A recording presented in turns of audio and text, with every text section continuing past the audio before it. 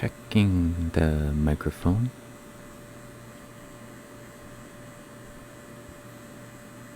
Seems like it's working.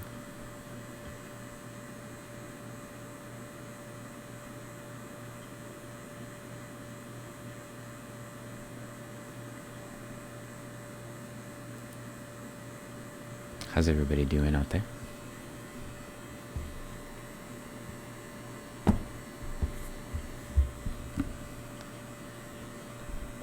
Hi, Dangling.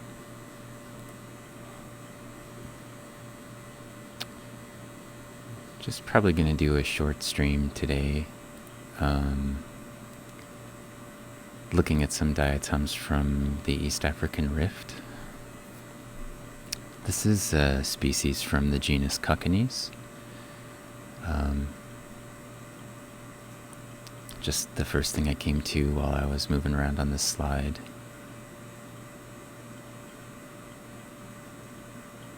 These are some samples that my colleague Itzi sent me a couple of years ago, and I'm just working with Itzi and also Mallory on a couple of different diatoms, groups of diatoms from these slides for now. Eventually we'll probably go through and try to build a flora for many of the Great Lakes in the East African Rift. And in order to do that, we sort of have to figure out a lot of the Diatom Taxonomy, which is still pretty underdeveloped, despite people having worked on it for, I don't know, really just a few people for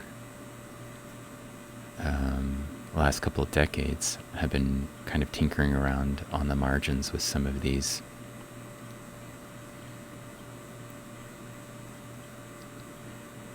This diatom is in an interesting group. This is old school diatomists would call this Rhopalodia, but I think all of the Rhopalodia have now been moved into a new genus, well, an old genus, Epithemia. It's new for Rhopalodia. So they've sort of been combined. Hey, Pacific Plankton.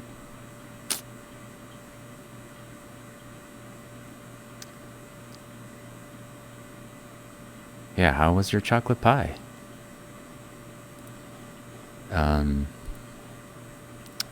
This is, you can see there's a little bit of clay on the outside. It's kind of occluding the pores. It makes it difficult to see some of the ultrastructure.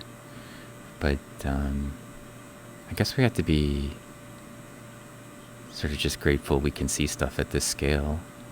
We're looking at diatoms. Diatoms are for people who don't know, are a type of algae that lives in lake settings and also basically all aquatic and subaquatic environments. And these samples were collected from living material, although sometimes I look at stuff that's ancient. These are, I think they were collected, I think these are scrapes from rocks, based on what I'm seeing in them. They're mostly benthic diatoms, or diatoms that live on the bottom, that live attached to substrates. Yeah. The reason they were all moved into Epithemia is they couldn't find a characteristic that could be used to reliably place them as distinct from Epithemia. So they sort of had to put them together as a result. Even though I think anybody who looks at things can easily tell something that's epithemia from something that's Rhopalodia, which is where I would normally put that species. It's kind of interesting. There's a lot of focus in modern Diatom taxonomy on trying to make sure that the things that are in a genus can be defined by a characteristic that's different from the rest of the things outside of that genus. A term in genetics known as monophyletic. So there's a lot of sort of focus on trying to make the genera monophyletic, and as a result, stuff constantly gets reorganized as we kind of spend a little bit more time looking at it genetically, and also trying to figure out like what really distinguishes one genus from another. So as much as we might find it annoying as people who are just trying to like put a name on something, there's a real value in trying to make sure that you're from a genetic standpoint, to make sure that your genera are monophyletic.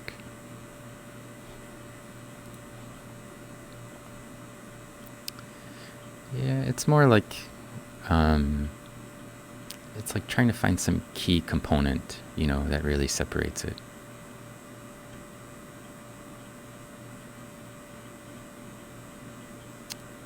Cherry pie is the best out of all the pies. I mean, I think that's probably a fair statement. I don't know. Sometimes I feel like berry pies are okay too, but when it gets right down to it, probably I want a cherry pie if I have to pick.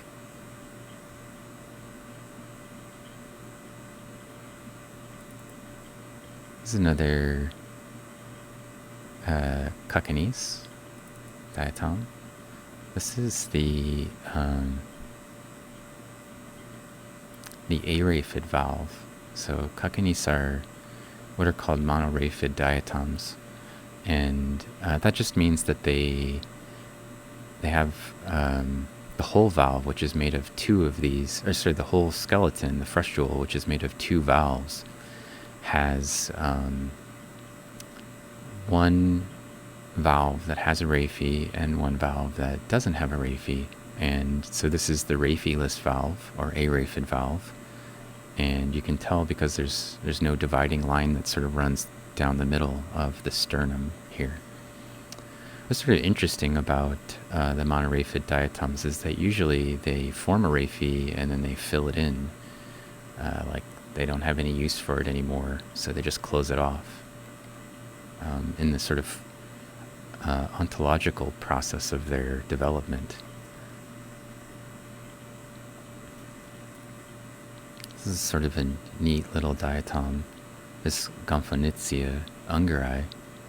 I think it's the only species in this genus, Gomphonitzia. It's asymmetric.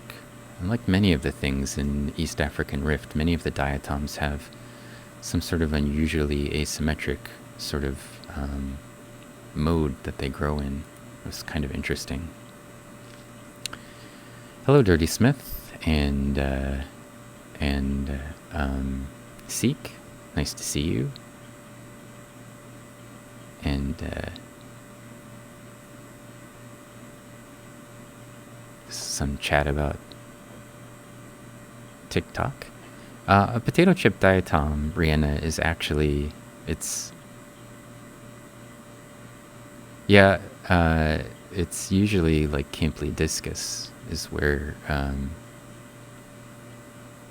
people call the potato chip diatom. But yes, for Pacific plankton, Gomphonitzia, it's your spelling is close. You just need a T in there, and I think the Z and the S are reversed. But this happens a lot in diatom naming. They come up with a species, they find a species that belongs in its own genus, because none of the Knitsia are like this asymmetric, sort of really asymmetric shapes, or at least not many of them. And so they put it in a new category, and their category is like, well, it's like if Knitsia were a Gomphanema, so they just go ahead and call it a Gomphanitsia. I don't know why. I guess maybe either they think that will help people remember that the shape is similar to Gomphanema's asymmetric shape, or maybe diatomists just aren't very creative in making new names. You know, maybe when they have to name a genus, it's a lot of work to try to come up with one, and maybe they just punt on it a little bit by smashing two of them together. It's such a small group of people that are doing it that, you know, it's probably biased a little by how people approach that problem. This is a little diatom that is asymmetric in what appears to be two directions. So you can't really fold it across the Rafi and or along the Rafi. And so as a result, it's probably Afrosymbella Tanganike, that characteristic shape. Normally, if it were Afrosymbella, we'd be able to see sort of a bit of the internal structure would look a little bit different, but the problem is that there's a piece of mud right here, clay, that's covering over the important bits for us to make sure that's what we're seeing. So I'll just have to rely on the fact that I think it looks like it's an Afrosymbella Tanganike, which is, you know, what you would do if it were in a light microscope anyway. Oh, we got a new follow? Oh no, we're being, what is this? Oh, we're being hosted by Lex. Thanks, Lex. Yeah, spelling. Mallory, I haven't spoken to Mallory, but since last night, one rating party of one. I don't know where Mallory is. Presumably she stayed home, and she's hanging out with her family, but I'm not sure. It's okay. I turned off the camera since it's just me here, and you don't need to see me staring at a screen all day. That's not very interesting.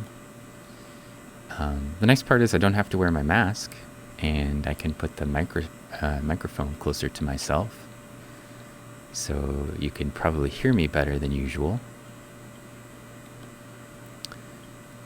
And as a side benefit, you don't have to look at me, so there's that. I made the internal camera a little bit bigger, and the slideshow.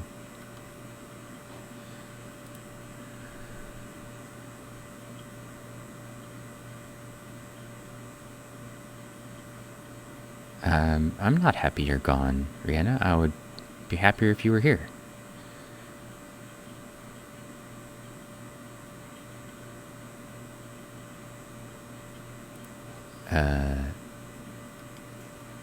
You know, just trying to compensate for the fact that people aren't here. Again, this is one of those, what I would call Rhopalodia, but has been moved to Epithemia, a different specimen, but the same species that we were looking at before. This one is symmetric. I don't remember off the top of my head what the species name for it is. Something like Gibberula, but I'm not positive about that name. It's some sort of interesting undulation on the axis over here. This group has sort of an interesting structure. It has these sort of fibulae-like structures, and then the Rafi appears on a keel up here on one edge of the diatom. And this is the valve face. Here's the Rafi along the edge of it rather than being through the middle of it. And then you can't see the other Rafi, but it's actually over here. So one of the things that's sort of interesting about the Rhopalodia epithemia group is that the Rafis that are here are kind of on the same side of the diatom. So there's one side of the diatom that doesn't really have any way of locomoting. The Rafi is the way that diatoms usually attach to a substrate and allows them to move around. If this was just a little bit cleaner, I would consider taking a picture of it, but again, a little too much clay on it. And I don't remember when I made these stubs. They're a little bit older. Maybe before we were thoroughly rinsing samples.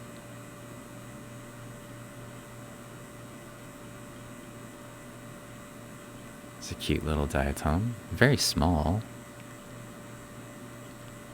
It's a little blurry, but that's actually because we're zoomed way in and I have the beam intensity set at 10.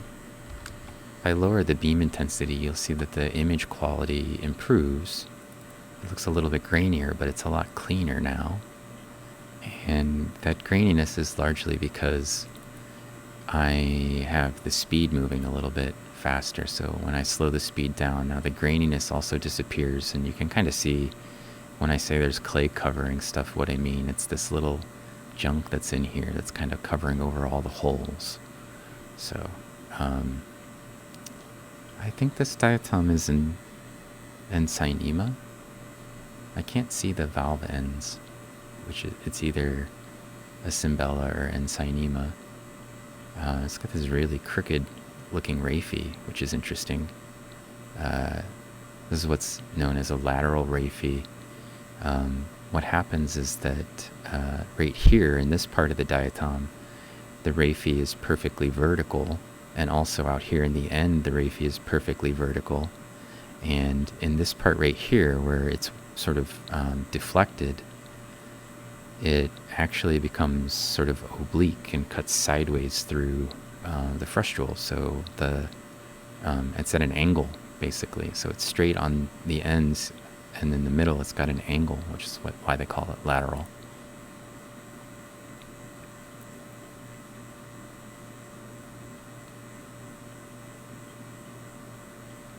Hi, Jor. How are you doing? And also, hello, Kalathon. Nice to see you.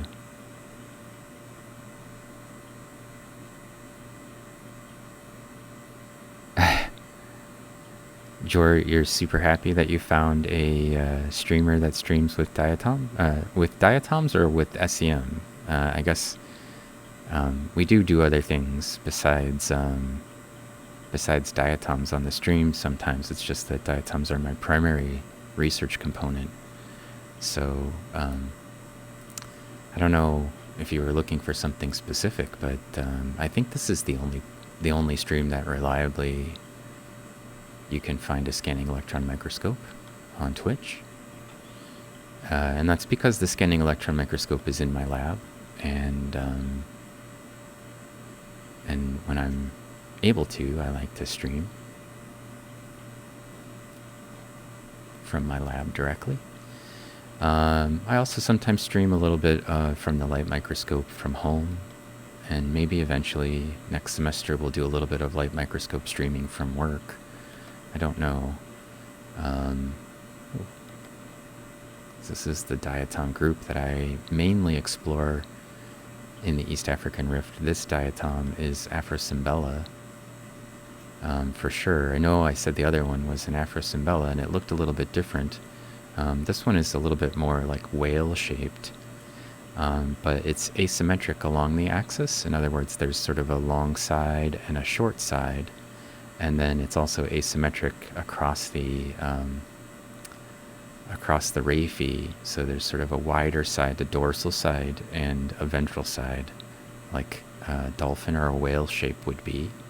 And a real clear distinction, the thing I was looking for in the other diatom that we couldn't find, is actually this thing. So let's see if I can get that in focus for us. This is a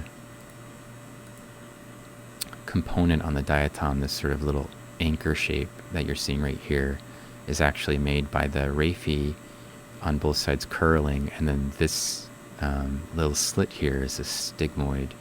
And in Aphrosymbella, the stigmoid is always on the dorsal side, which separates it from all of the symbelloids. It's slit-shaped. It's this long, sort of linear, slit-shaped stigmoid, which separates it from most of the rest of the Gomphonema. So it is neither Gomphonema nor Symbella, and its old name before people started calling it Aphrosymbella was actually Gomphosymbella, but they found something that they in Gomphosymbella that was different than Aphrosymbella, and so it became its own genus, and these got separated out. So one nice thing about the SEM is it really gives you a good sense of scale. Oh, I swear I saw some more Aphrosymbella up here somewhere. Oh, here they are. Some more Aphrosymbella, and my impression is that these are two different species. You can see that they have a similar shape. Again, like a whale without a tail, sort of a shape. But one of them is very wide, and the other one is actually pretty skinny, and they're almost the same size, right? So, but again, we look closely at them. There's a little bit of clay, again, in the middle part here. It's covering all over a lot of the detail on this one. But all of the characteristics that we would expect from Aphrosymbella, and again, all of the characteristics that we would expect from Aphrosymbella in this one as well. And if I zoom in, this one looks like the central area is kind of clear. You can see very carefully, if you look, the stigmoid is again this long slit-like structure, and these are the Rafi ends that hook around the same way, so they hook around in the same fashion. There's a little bit of clay covering this one, but you can see they would be symmetrical if we had both in our field of view visible at the same time. And I can get this in really sharp focus for what we have. You can see this is connected right here to the Rafi, and this one is not connected to anything actually. So I can zoom out a bit and try to get the entire diatom in our field of view.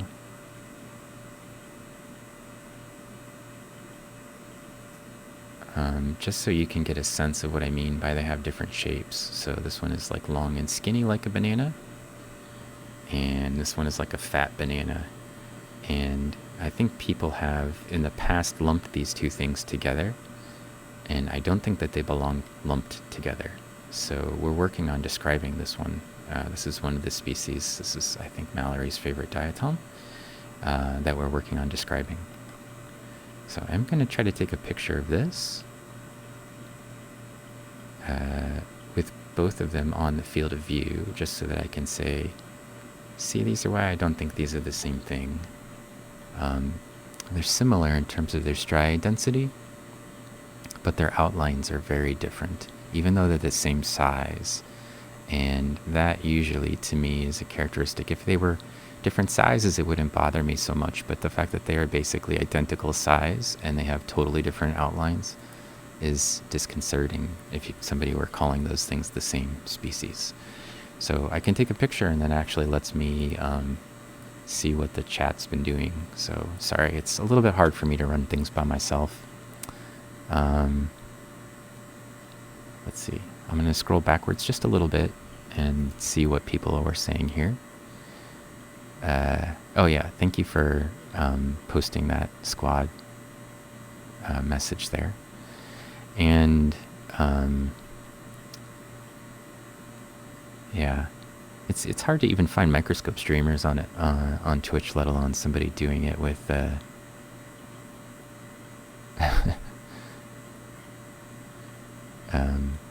SEM on Twitch. Let's see. Oh, Afrosimbella is the genus name. So that's actually Afrosimbella.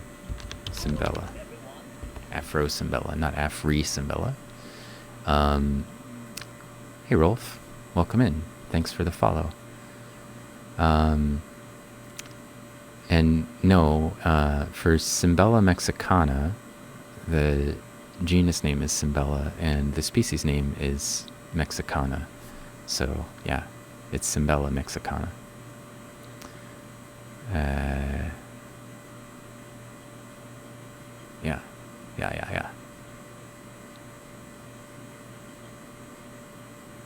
Simbella africanum would be a different, that's a different species. That's a Simbella, and africanum would be the species. So Simbella is the genus.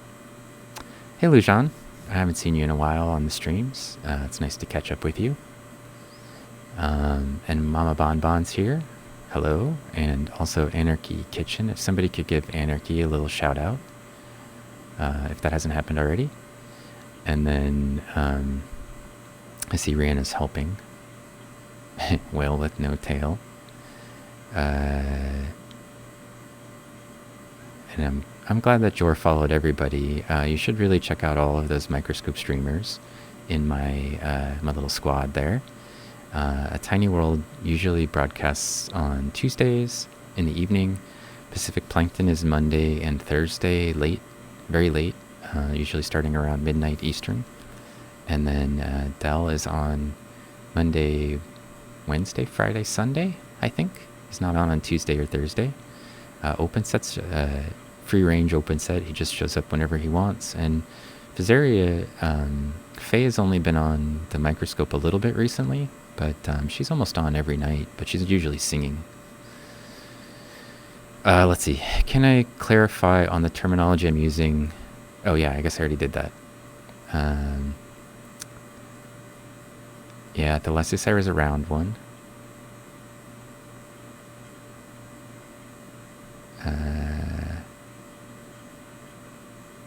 Yeah, Lujan's helping. Everybody's helping. I got all these Diatom helpers in the channel now. No, for Jor, the community that's here, the streaming community that is following me is mostly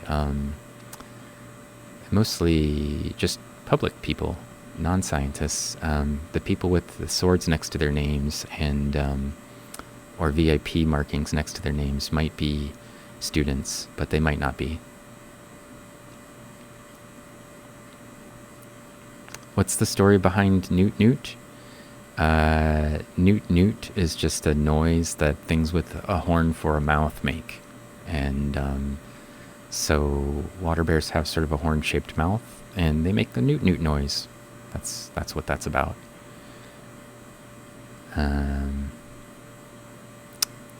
Let's see. Oh. Yeah. Hi, Mama Bonbon. Yeah, I have some undergrads that work in my lab. They're sometimes on the stream when we do scanning electron microscope work. And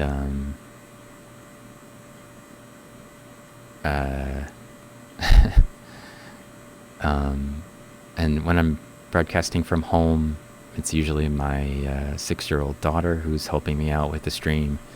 And she's not a scientist yet, but she told me that she's going to be one when she grows up. She also told me she's going to be a streamer when she grows up, and she also wants to do artwork when she grows up. So, and at one time she told me she was going to be a photographist, whatever that is. So, you know, it sounds like she wants to be daddy, basically. And I'm ready to go ahead and just let her be me. Ready for that to happen anytime now.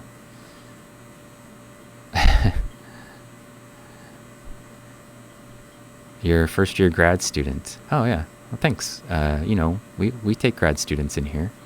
And I do have some grad students that usually don't have time to join me on the stream. So I'm a professor, yeah. You know, for work. Yeah, so, sort of like a photographer with a fist. Punches people. Let's see. I'm going to put this in my little savey file.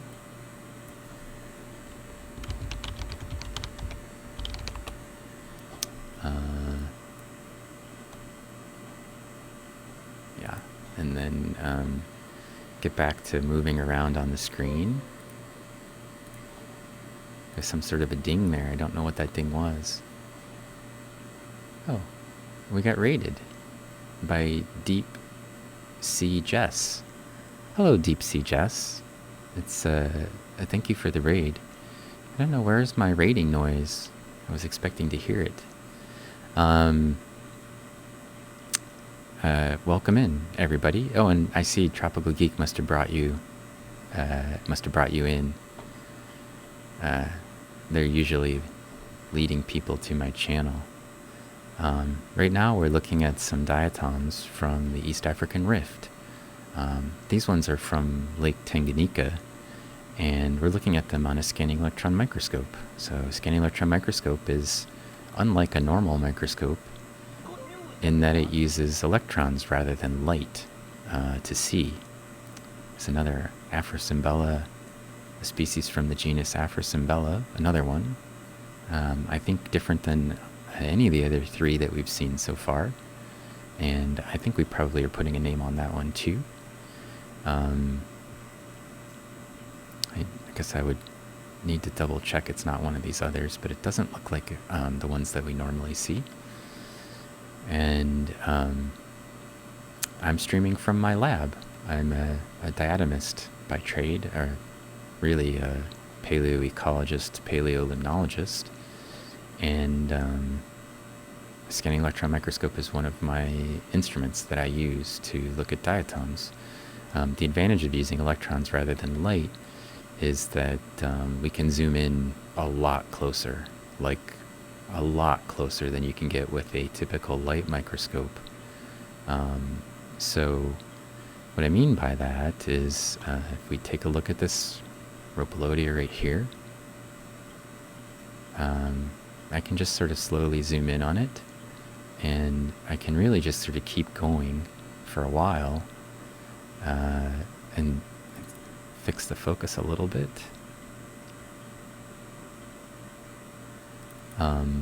You know, if we found something that was interesting at this scale, we could really just keep zooming in. Right now, for clarity, this the scale that I'm looking at, this particular image, is around 38,000 times magnification. So a typical light microscope, the maximum viewing range for that is about 1,000 times magnification. So, you know, like 38 times more powerful than that, and that's just an example. I've had magnifications on here for some samples where we were able to zoom in to, say, 150,000 times magnification. So the stuff that we're looking at is basically dust-sized, and I can do some fancy things to improve the quality of the image. I'm just going to jump over to another slide right now, though, and take a look at some more diatoms. This looks like maybe we moved into Lake Malawi based on what I'm seeing here. Which are these diatoms that are taking up the field of view right now, belong to the genus Alicocera, and I believe they are Alicocera niaceae, which is an endemic diatom from Lake Malawi, or Lake Nyasa if you're speaking in the original. People from Malawi call it Lake Nyasa. So, and it's got a little bit of an organic coating onto it that didn't come completely off, which is ruining some of my optics a bit. I think we probably should process these a little bit more aggressively than I did with nitric acid. But you can see that there's a wide range of diatoms here, some centric ones, and I can zoom in on some of these and give you some, hopefully a little, it looks slightly dissolved. It could be because these were collected in shallow water, and the plankton is usually found in deeper water.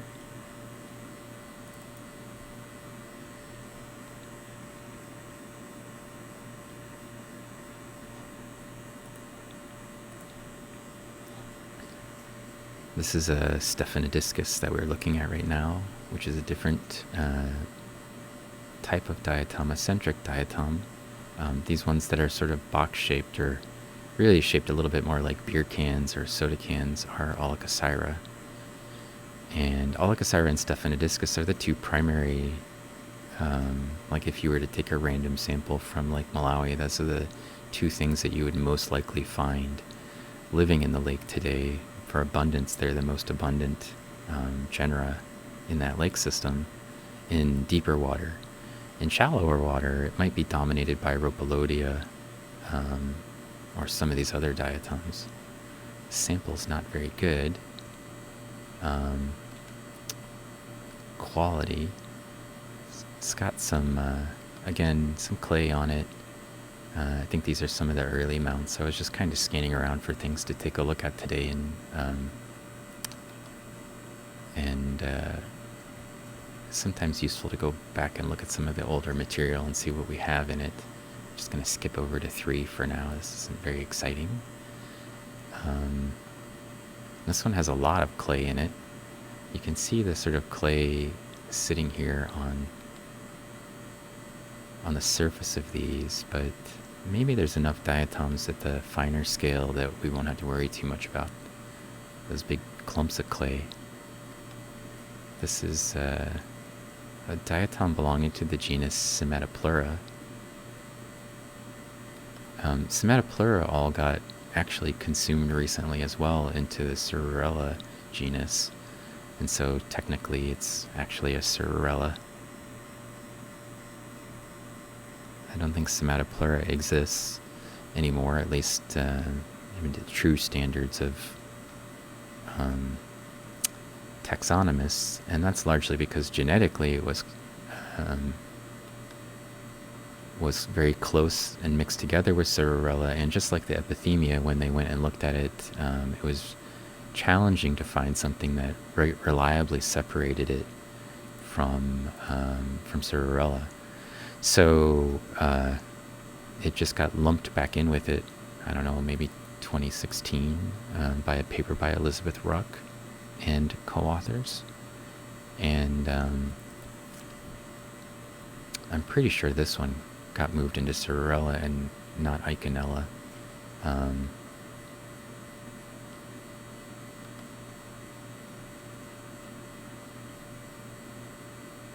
But we would have to look at the ultrastructure of the fibula to really be able to tell for sure.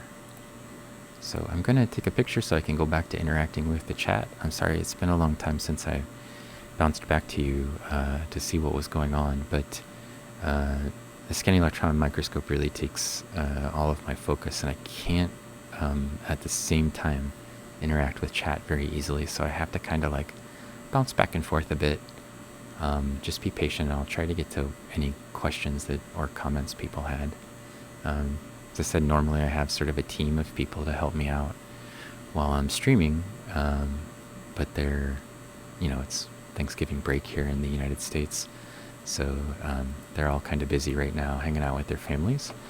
Some of them are here in chat anyway, but it's a challenge to try to do all of it at once.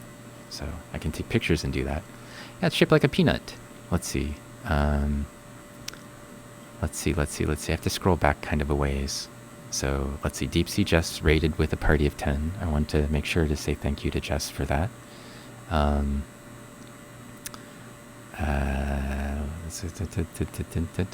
Things. Oh, you did not do it. It was a coincidence. Okay. Yeah, thank you for sending that shout out, Pacific Plankton. It's good to see other people streaming science. That's what we try to do here a lot. Sometimes we just stream people chatting. Sometimes I stream my daughter playing Minecraft, but most of the time it's science. You're studying deep sea coral population connectivity. That sounds really cool.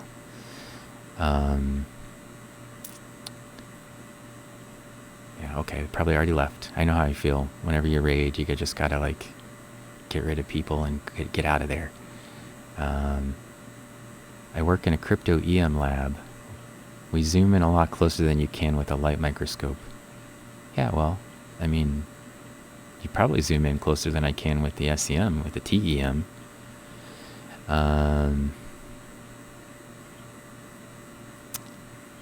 Yeah, limnologist, photographist, whatever. I do all kinds of things.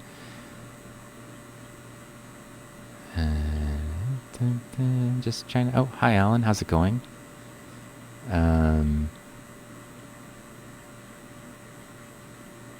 Yeah.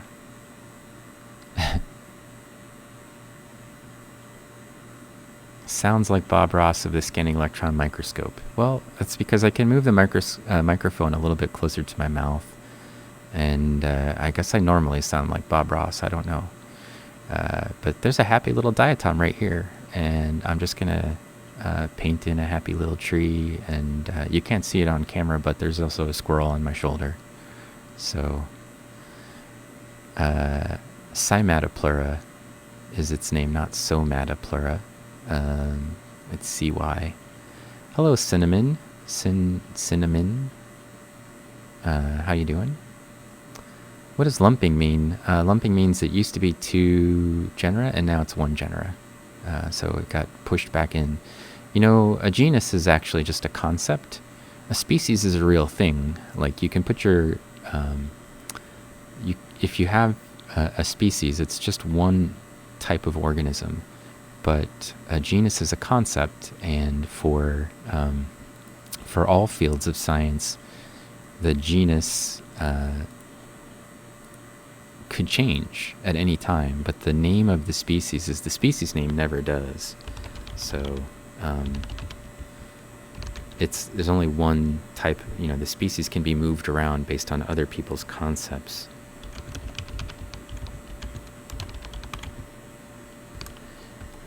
And so people just get a little annoyed by that. Scientists that don't do taxonomy get a little annoyed by it, but the scientists that do taxonomy actually are more concerned with trying to make sure it makes sense. And so sometimes things get lumped together, or sometimes they get split apart. And in this case, what used to be called Cymatoplura, some of them got moved into Cervarella, and some of them got moved into a different genus called Iconella, which got resurrected. Or maybe it was never really gone. Actually, I thought we were in Lake Malawi, but this looks like Afrosymbella tinganike. Oh, maybe it's because I changed. I changed twice. So this is actually not Lake Malawi. We went back to Lake Tanganyika.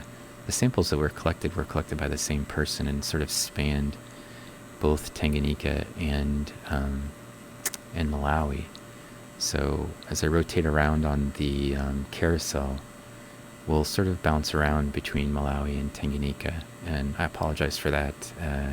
I can usually tell by looking at the species that are present which lake I'm looking at. So this diatom, for example, right here, that you see right here is Afrosymbella tanganikae, and it's an endemic for Lake Tanganyika. And there's also some Cymbelonitzia right here, Cymbelonitzia ungari, and Gomphonitzia ungari, and again, that's more common in Lake Tanganyika. It does occur in Lake Malawi, I think, but it's pretty rare. And so the combination of that one plus that one actually makes me think that I'm pretty sure that we're actually in Lake Tanganyika now. Or again, I should say. And this is a game I like to play with myself sometimes when I'm looking at stuff. Is can I figure out where I am just by looking at the diatoms that are present? And usually I can do it.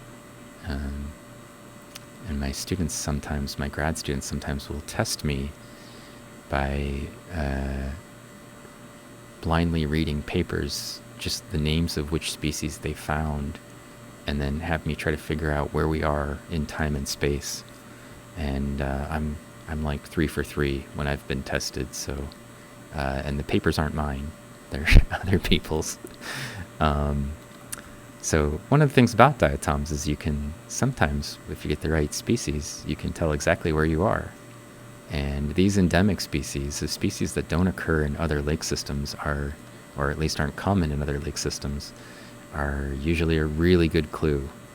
If you know where they're found, you know where you are, just by looking at the diatoms. This is another Afrosimbella, a different one. So if you're keeping track, this is number 5 of the types we've seen. And again, it's asymmetric this way and asymmetric this way. And if we zoom in, this one actually doesn't have it has a little bit of clay, but it's not as bad as most of the other ones we've been looking at. And you can see a little more clearly here this slot-like structure, which is the stigmoid, and the little curls on the Rafi that are right here. And like all Afrosimbella, the stigmoid is on the dorsal side. It's asymmetric in 2 directions, and the stigmoid is slot-like in nature. So again, those 3 things basically will allow us to easily place something in the genus Afrosimbella. So easy for me to do, especially from a scanning electron microscope where you can see all of the detail. It's a little bit more challenging if you're looking at it in a light microscope. I'm just going to go ahead and take that picture and go back to chat for a little bit. Let's see. Let's see. I need to set up a text-to-speech. Well, I could, but then I've got to put headphones on. I don't know. We sort of bounce back and forth sometimes in the channel. So it's a little quiet. When it's just me, it's always a little quiet in here. When the girls are around, it's usually a little bit more chatty. I like a little bit of a mix. So we'll see you later, Del, or maybe in a bit. Oh, Cinnamon is MT Live. Okay, you changed your username. Okay, I noticed you joined the Discord, Cinnamon. So, right.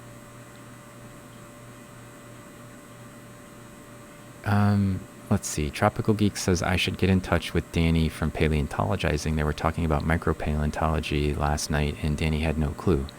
Well, it sounds more like they need to get in contact with me, not the other way around. I mean, I don't care.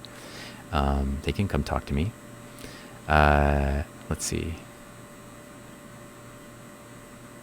Squad can write interstate research. I don't know about that.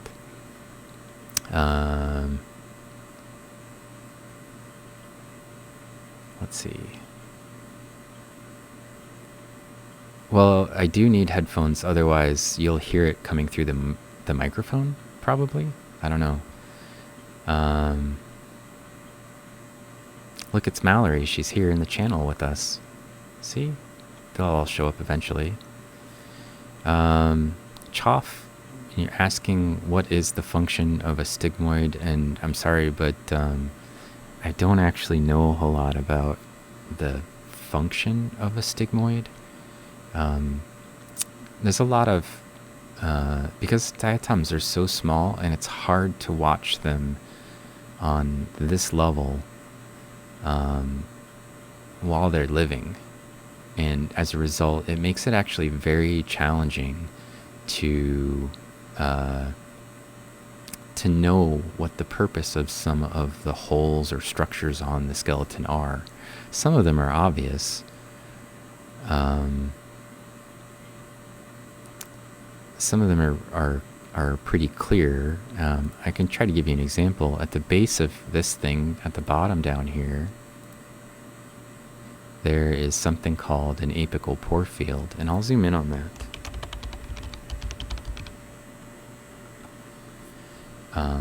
Right now that I'm done taking this picture, so you can see the purpose of apical porefields a little more obvious because it's on the end where they attach, and I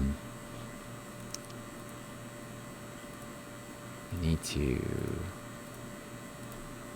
So right down in here, you can see there's a bunch of little sort of slot-like holes around the edge of this. Maybe, let's see if I can get it to come back around so it's in focus on just this part. I'll slow it way down. This is the helictoglossa, which is the termination of the Rafi on the valve ends on the apex. And down here you can see there's a series of these little tiny holes that are separate from the striae. And these are little holes that the diatom squeezes out some material for, some EPS, and it uses those to attach to substrates. So we know that's the case because it's on the end of the diatom called the foot pole, and it's the end that the diatom uses to attach to a substrate.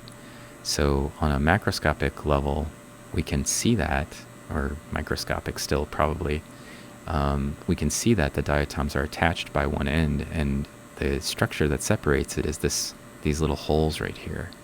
So there's a whole little apical field on the apex right here. You see these sort of like salt and pepper shaker ends to it that go around the outside edge. So we know that it uses that to attach to a substrate. We know that the Rafi is used for motility, but the stigmoid, we don't really have a good sense of what its actual purpose is. It could be that it's used to attach to other diatoms when they're in a colony, you know, like a colony together, or it could just be a different way of interacting with the environment. It's really hard to tell. Most of the holes on the diatom are used to either communicate with the outside world, in other words, to exchange nutrients or waste products, or they're used to attach to something. I mean, that's the primary purposes of those holes. If you think about it from the diatom's perspective, you don't want a whole lot of unnecessarily large openings to the outer world, because it's places where viruses or bacteria can invade. And so they have an organic layer that usually protects them, but if you make it easier for an organism to sneak inside into your cellular components, then it's more likely that that will happen than not. There's another Afrosimbella. I think that's the same species we were just looking at, but you can see there's a bunch of clay on the inside of this one. So there's clay all over in this sample. It's not surprising that we would find some in the diatoms that we're looking at.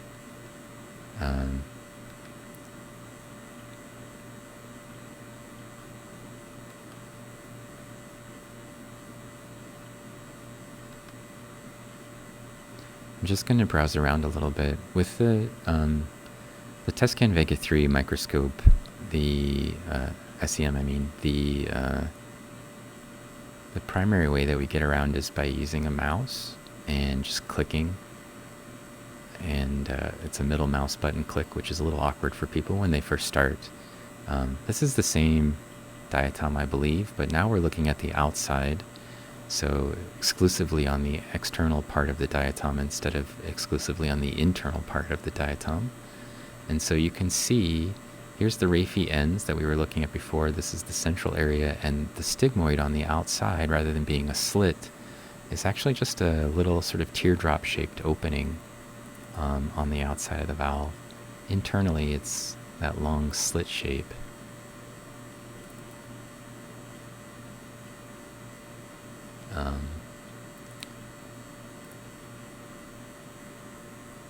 This is a pretty good focal height, and there's nothing on the valve face, so I'm just going to go ahead and take that photo. And then I can kind of pop back to chat and see who else thinks I need to talk to paleontologizing or sound like Bob Ross or whatever it is. Let's see. Okay, yeah.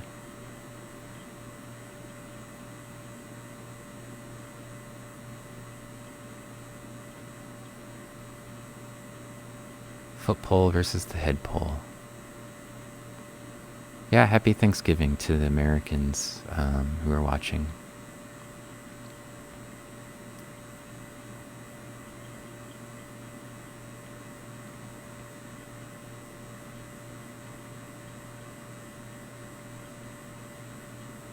We wouldn't normally do turkey for Thanksgiving. My daughter demanded that we do it because she wants a wishbone. But normally we don't eat a lot of meat in the household. So, but my family, not my wife and daughter, but my other family, my broader family, usually eats turkey for Thanksgiving, but we aren't going home to visit them this Thanksgiving, of course. In fact, we rarely kind of go home for Thanksgiving. We go home to visit my family over Christmas, but my wife's family lives in the same city as us, so.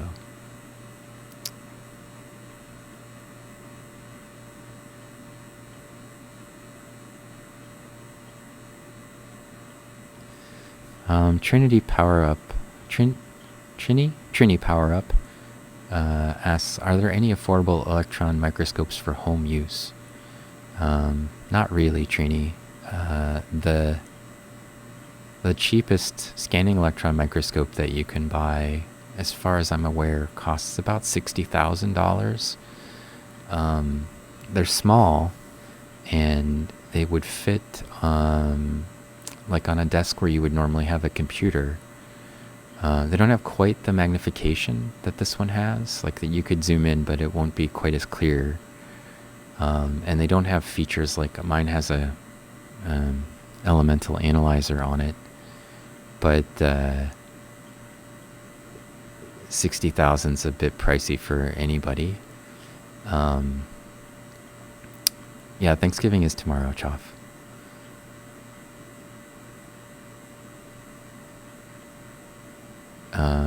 My scanning electron microscope cost us about $160,000, but it was paid for by the university. So,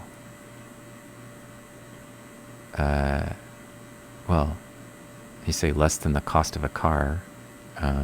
No, there's definitely not one that's less than the cost of, at least not a normal car.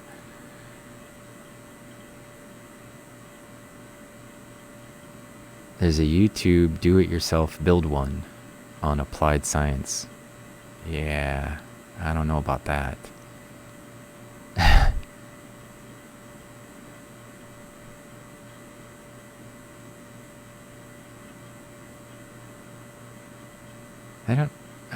Mallory, I don't know that there's such a thing as a freelance scientist. I mean, I guess there's scientists that will work for other companies, but most of them are not freelance. They have to have a job someplace.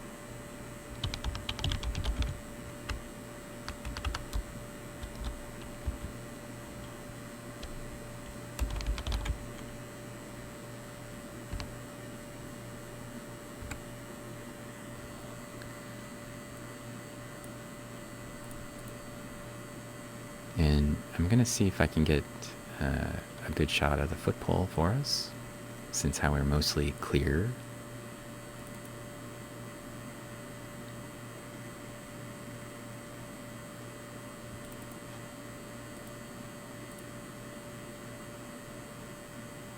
You'll notice when I'm on the SEM and I'm kind of bouncing back and forth between different speed settings, it's because the speed settings actually allow me to focus or move around a little faster versus slower, and they also like if it's set to a lower speed, I can move and focus pretty quickly, whereas if I'm set to a very slow speed, like this speed where you can see the scanner, it's scanning right, each line is actually scanning live as we're moving around. It builds the image a lot more slowly, but then the quality of the image is a lot better. So this apical porefield, which you can see right here, is a sort of a typical gomphonemoid apical porefield. I can also put a little box up, and then it will just scan inside the box, and at a what seems to be a faster speed, but it's actually the same speed. It's just covering a little less area. I'm just trying to get the focus a little bit better. Oh, something happened. Oh, Pacific Plankton, thank you for subscribing, resubscribing.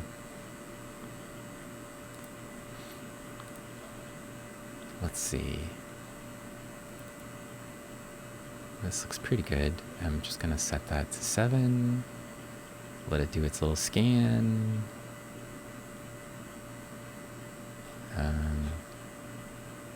might just try to tweak this a little bit. It's kind of annoying me that it's a little out of focus. One of the,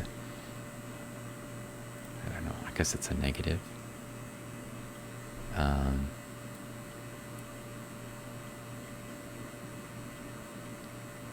One of the things about being a photographer is I really can't stand when things are just even a little out of focus.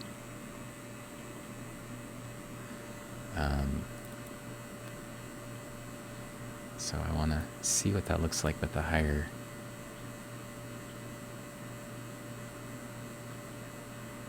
slightly higher quality. Okay, seems like it's going to be alright to me. And I'll take that picture and then I can come back and say hi in the chat room some more.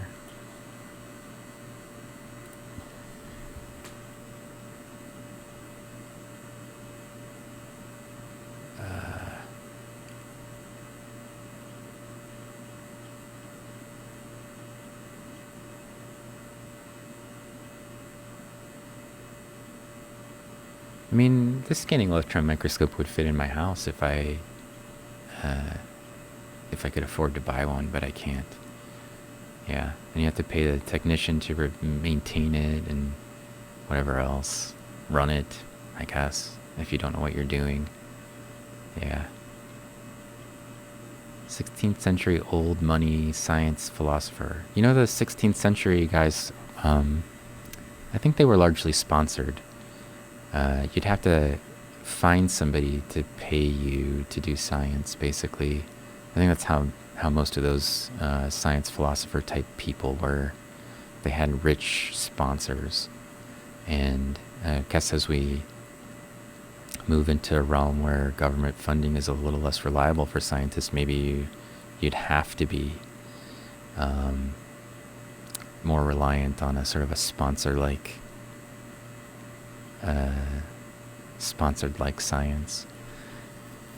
There's an interesting group of people here in Indiana called the Stone Age Institute that are entirely soft money, and a lot of their donors are musicians. And I've worked with them on some stuff in East Africa before. They have like money that's come from John Cougar Mellencamp and from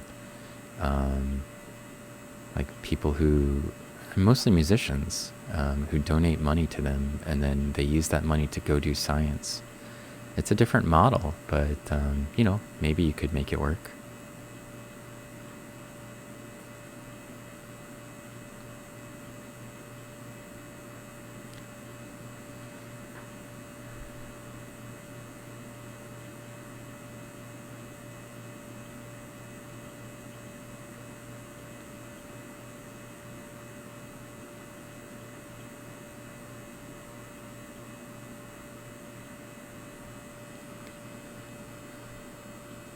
Yeah. Can't believe it's already been an hour. Time flies when I'm here by myself, and I'm just looking at diatoms.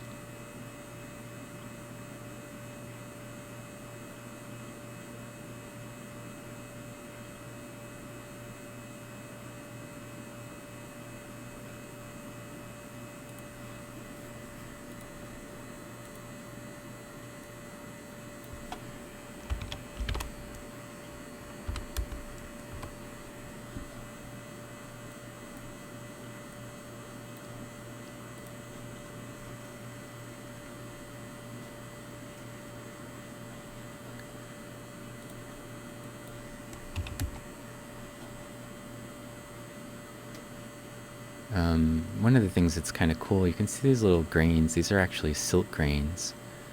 So silt's a size fraction for detritus. And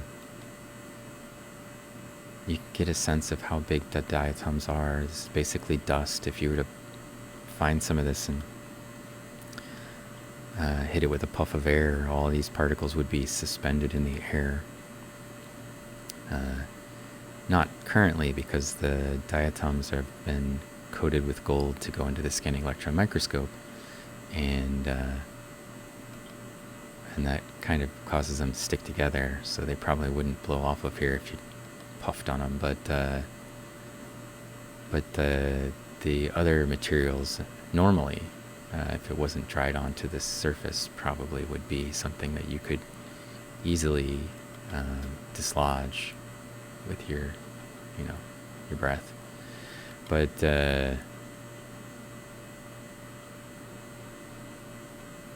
in a typical maybe cubic centimeter of sediment, you might find billions, with a B, billions of diatoms. So this diatom right here is in the genus Selaphora, and I know that because the genus Selaphora is characterized by these little end caps, this siliceous end caps where there's no striae, sort of thickened platform at the very end of the valve. And here's the Rafi, cuts up through it, and that's the halictic glossa, again, at the end of the Rafi. And then Selaphora also have a uniseriate striae that's made up of one areole, a row of areole, single areole, not double typically. And you can see it has platforms on both ends. So again, on the inside view, that's a way you can tell that it's Selaphora. On the outside, there's usually a structure that runs right along the edge of the Rafi, right along the sternum, called a canopia, like a canopy. And if we can find an external view of one of these Selaphora, we could actually see it. It's like a little covering, covers over the pores in the center of the diatom.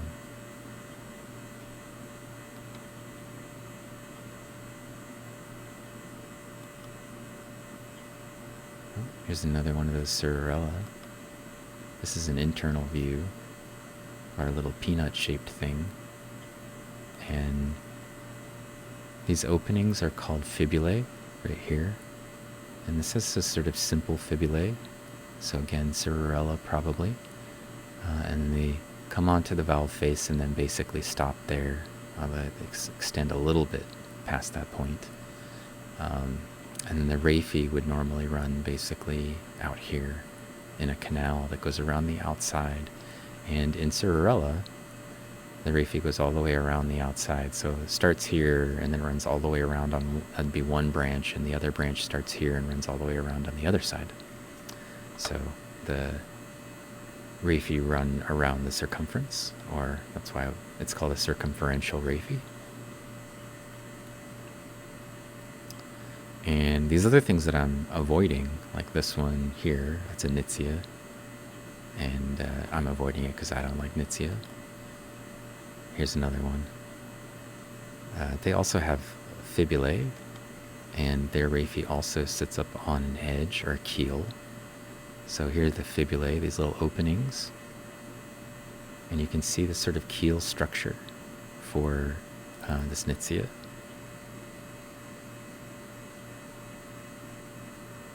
Try to get it in focus a little bit better. It's right at the edge of where beam intensity 10 can handle. So I'm going to drop down to 7, just so you can get a nice clean picture of it.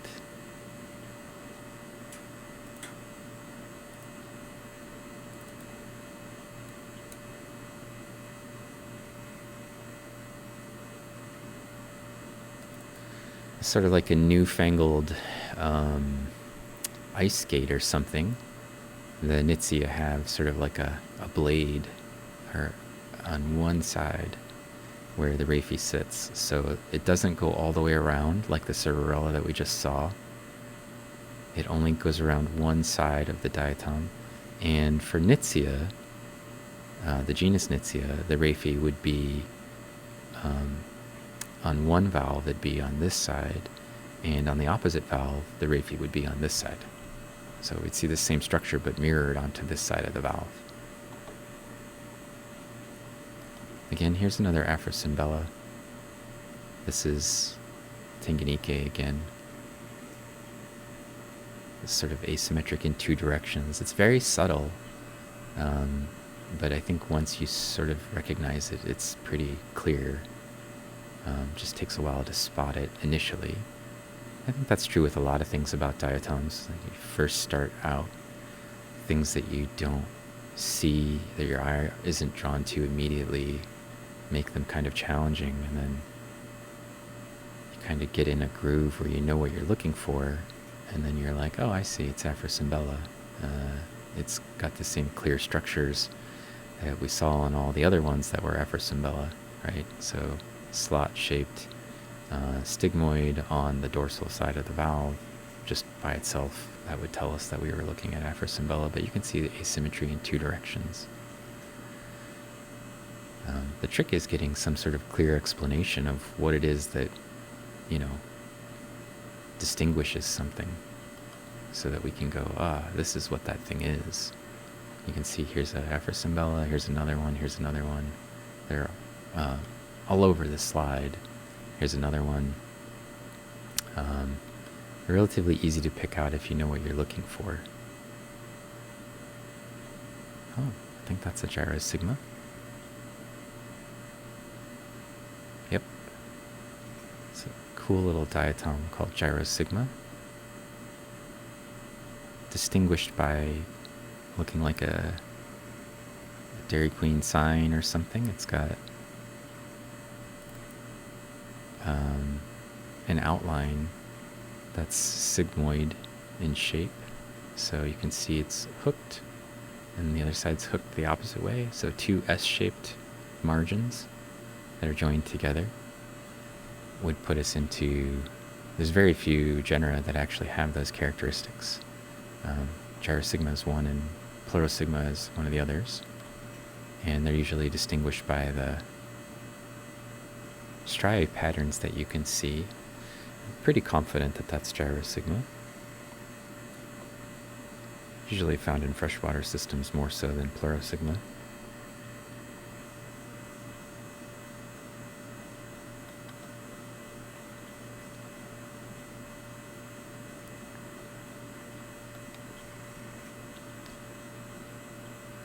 It's a Navicula, and next to it, this little banana-shaped guy, a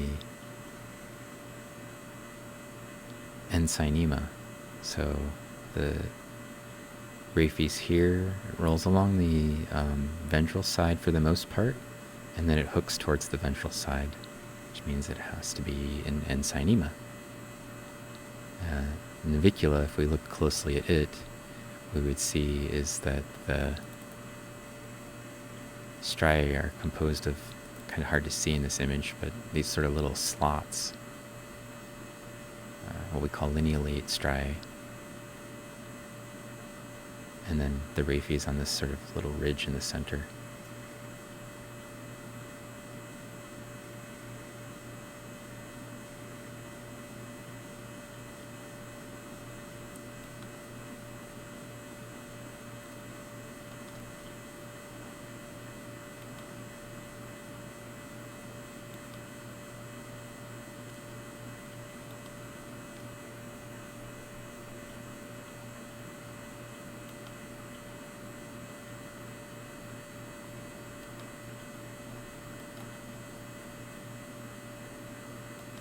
I think maybe I'm going to jump to the next sample, just so that we can get some more variety. I've seen a lot of the same stuff right now.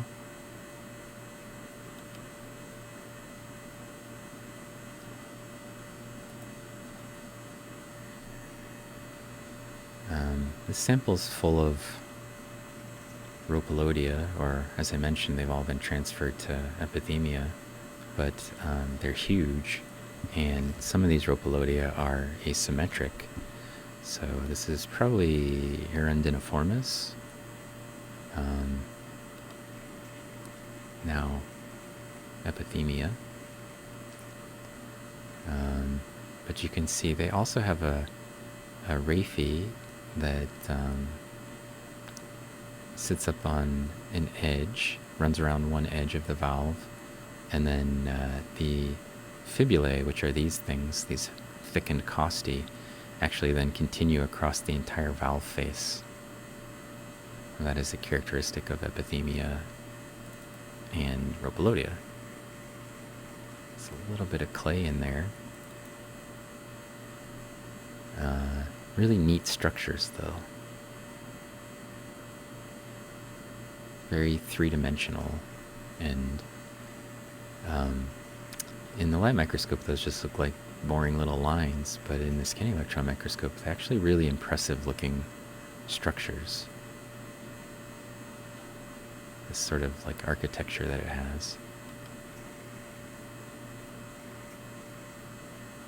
Again, there's a little bit of clay in here covering over this. I think this one's actually just a Conphonema. See how it's got symmetry on both directions, or in one direction, and the other direction it doesn't. This end's a little bit wider, this one's a little skinnier, but you could fold it across the Rafi. So I was hoping to be able to get something a little different in there. Let's zoom in and look at one of these monstrous Rhopalodioids. Again, there's a bunch of clay, but we can kind of sneak in and look at the structure in between them.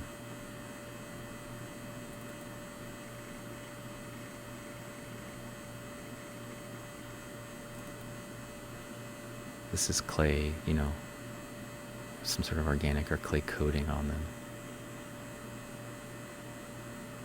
It's a little bright around the edges. That's again because it's pointed towards the scanning electron microscope, but these things are monstrous in size. That diatom is more than 150 microns across. Some of the other diatoms we were looking at were, you know, in the 20 to 30 micron range. So just to give you some sense of it. And here's one that's a similar but different species of Rhopalodia, or Epithemia now. You see it doesn't have much of a hump. This one has this huge arch. This one is basically more or less straight for being the same size.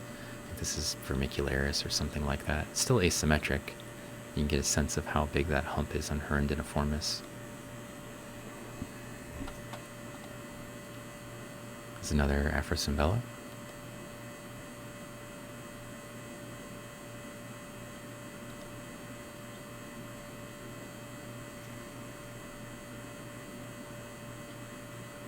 It's a cool looking diatom.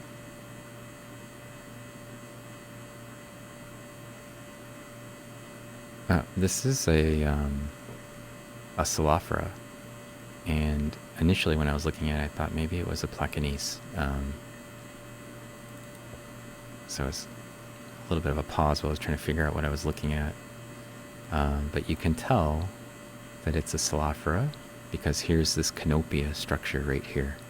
So it's sort of like a little bit of a divot underneath it, and then this structure comes out from the Rafi and covers over some of the pores on the margins of the Rafi, right in here. So, but that's definitely a Celophora. It's a sort of a cool looking Celophora.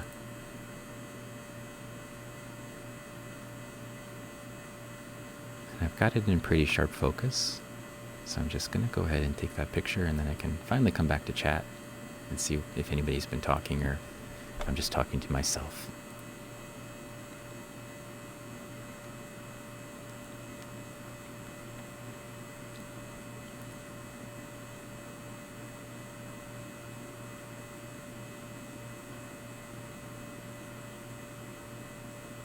I always avoid Denitzia.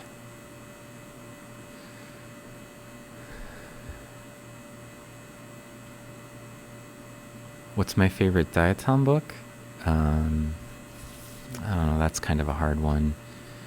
I have a book that when I left the University of Nebraska, which is where I got my PhD, and I did a number of postdocs, they bought me. So that one's personal, and I like it as a result. It's a book. It's a book of Krosky's diatoms. So not for any real reason other than I just like Krosky's work, and the diatoms are interesting in it. It's a very wide range. It was a taxonomy book, though. Yeah. User plus number. Have I seen Spider ID? I have.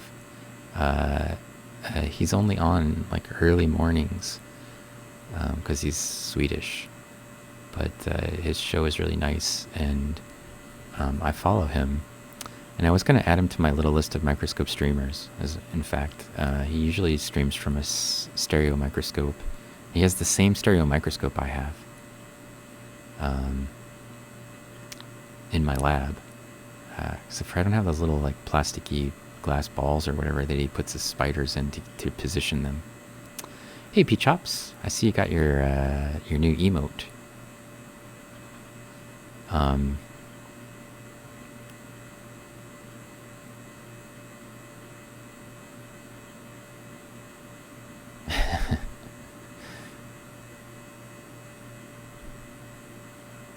Yeah, thank you, Mallory, for sending out the shout out to P-Chops. You should check out P-Chops' stream.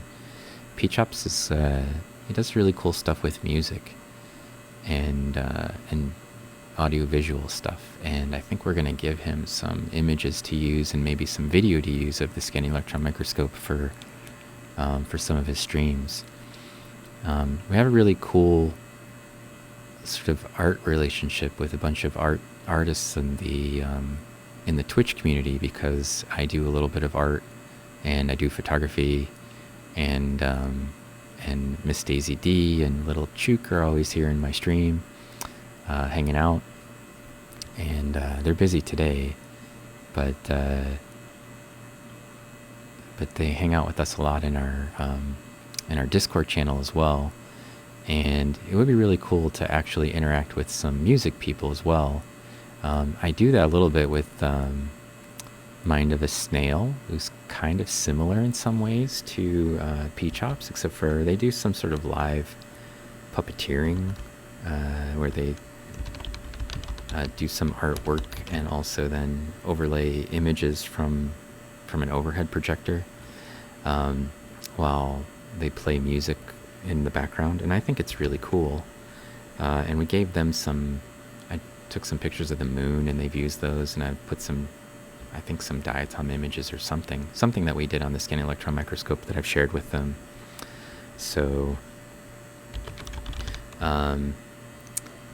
it's sort of cool, and then I just like being able to cross over a little bit secretly as a person who's kind of artistic, and at some point in my life I was also a musician.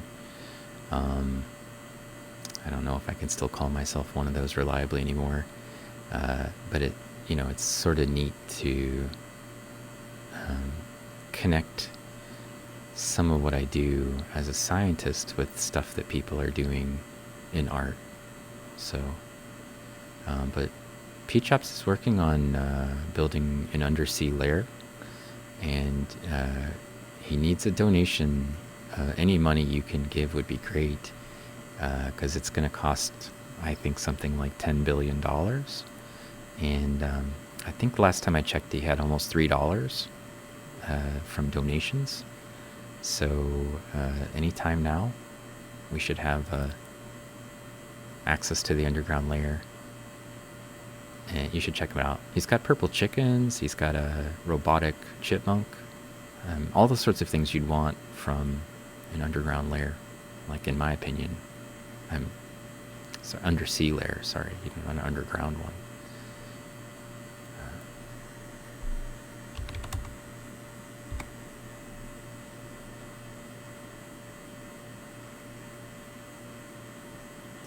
Gonna go ahead and get a picture of this Rhopalodia as long as I'm staring at one that doesn't look terrible.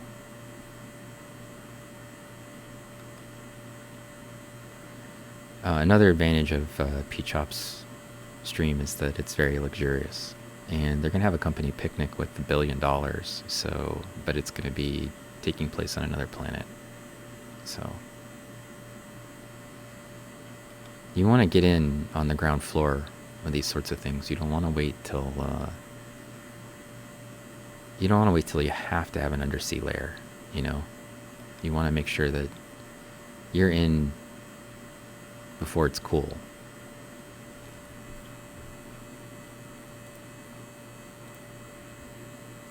Before all the hipsters even get a chance to join.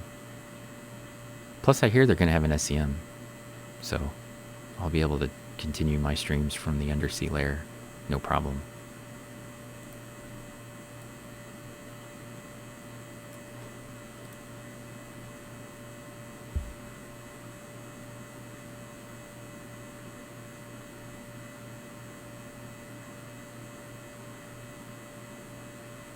Dell wants to know, how many printers can I fix in one morning? I mean, not me, but him, I. I don't know. It's a good question. It's a philosophical question. Oh, Mind of a Snail? Yeah, I can do that.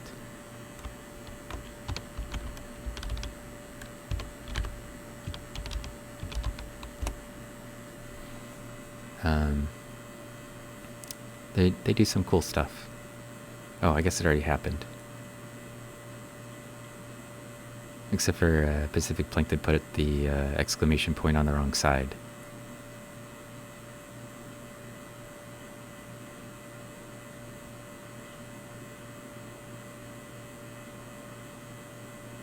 Mallory's not 23. Don't listen to her, Uvula.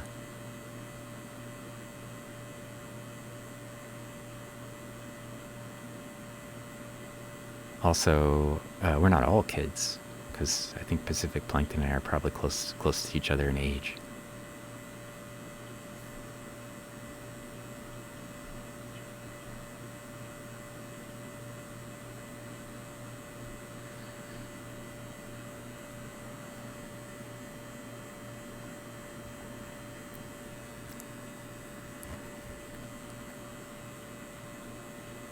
Hey, Micah's here. Hi, Micah.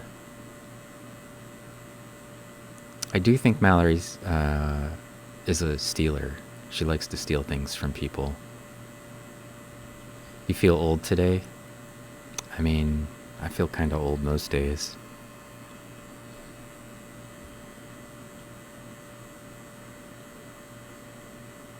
It's probably because I am.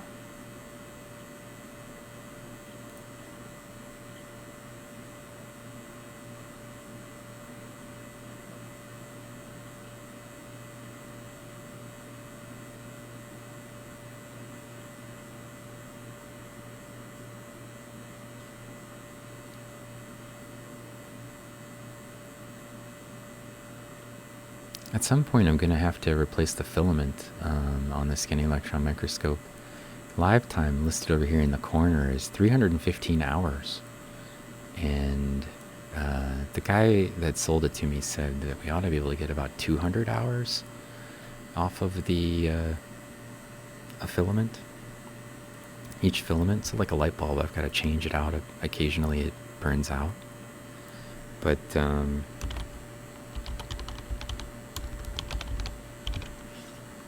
I've reliably been able to get more than 300 hours out of a filament, and I think it's because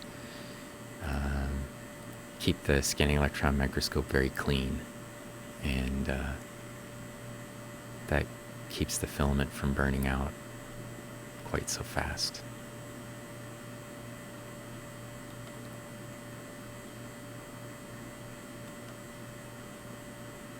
I need to do that so I can see. You can see that the sample's just full of what used to be called Rhopelodia. They're all over the place, especially zoomed out here. But you can see there's some Afrosymbella sort of hiding in among them, and some of these Celophora.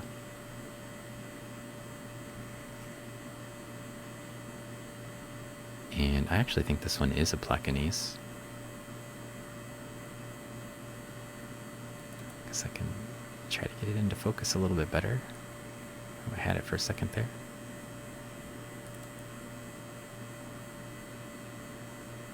Yeah, I'm not sure. It looks like Plecanese. Those are Plecanese areoli.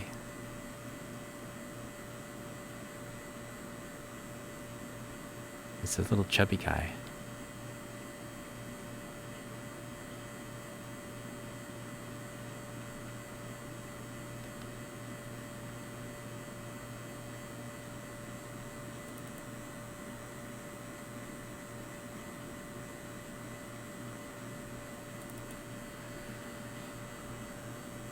We'll do this.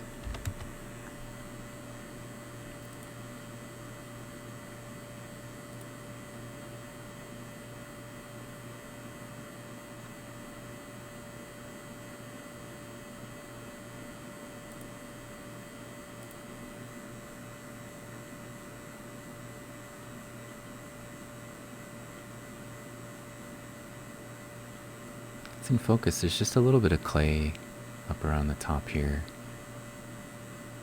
but the openings for the areolae look for sure like they belong to Plecanese.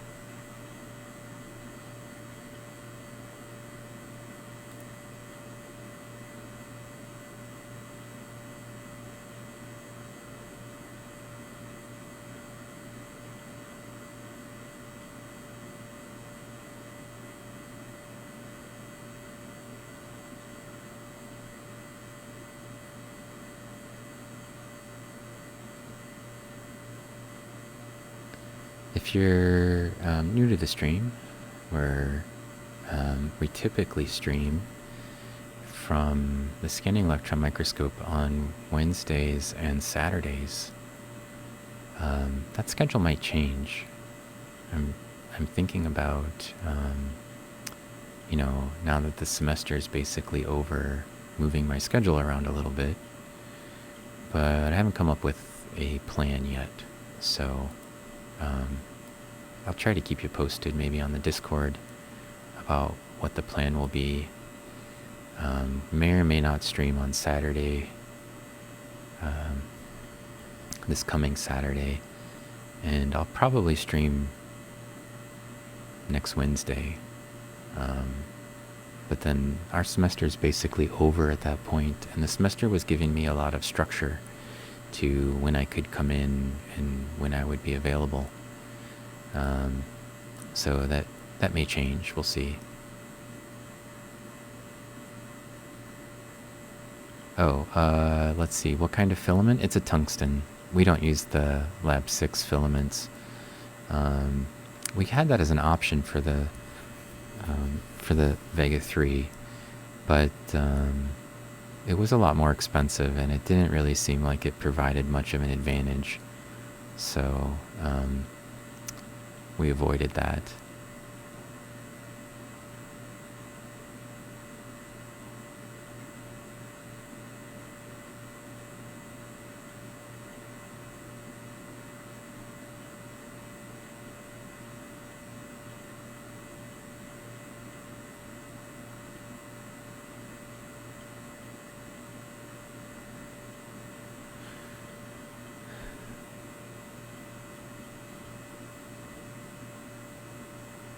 Yeah, hello, Kellans. I see you must know something about a scanning electron microscope if you're asking about the filament type. Pymageddon. Oh, that sounds like a good place to be. Who owns the Minecraft server? Oh, the server that we play on is Rihanna. Well, I don't play, but it's owned by a company called Minehut. And then Rihanna, is the manager.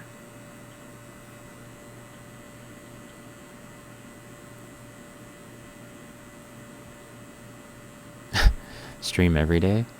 Well, I guess I could, but most of the streams would be kind of boring, probably, if I streamed every day.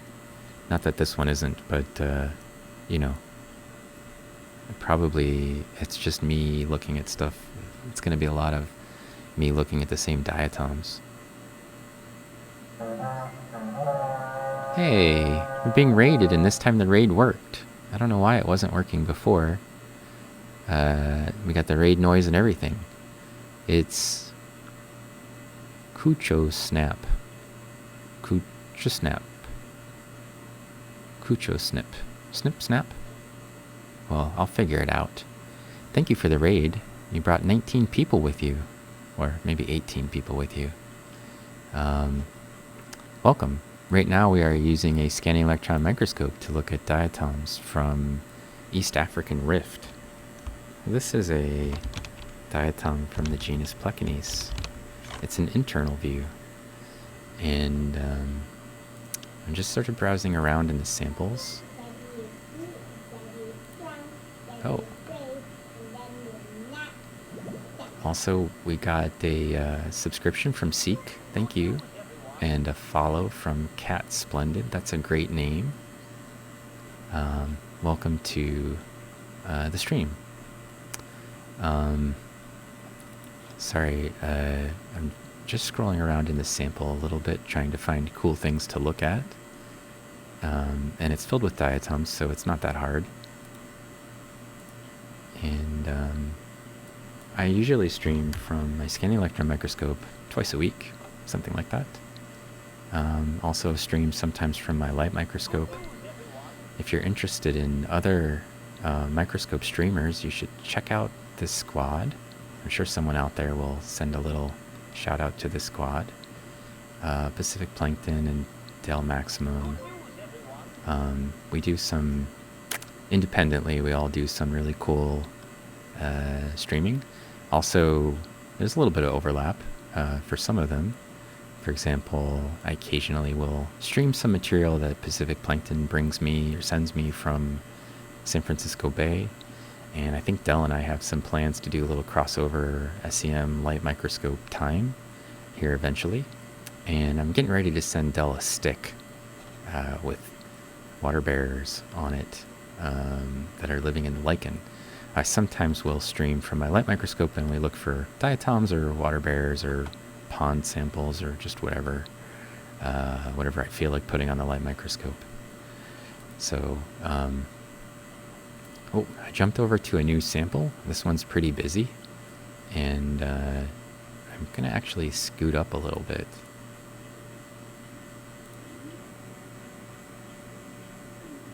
Whee! It's always unnerving when that thing moves super close to the pull piece, but I scooched up a little bit so we could get just a little bit higher resolved detail on some of these little things. Everything that you're seeing on the field of view right now in here that looks like a shape, it's not like one of these little grains of silt, is actually a diatom. These are all the skeletons of the diatoms. The diatoms have perished, unfortunately for them, and then we treated them with a mixture of nitric acid and I think these ones had potassium hydroxide treatments to get rid of all of the junk, most of the junk, and then they've been gold plated, and now they're in my scanning electron microscope. So we're looking at the detailed ultrastructure of diatoms all day, well, at least for the last hour and a half now, from these samples. These samples were, this one is from Lake Tanganyika, as was the last one. We looked at a little bit from Lake Malawi as well, and I'm a diatomist and a paleoecologist, so I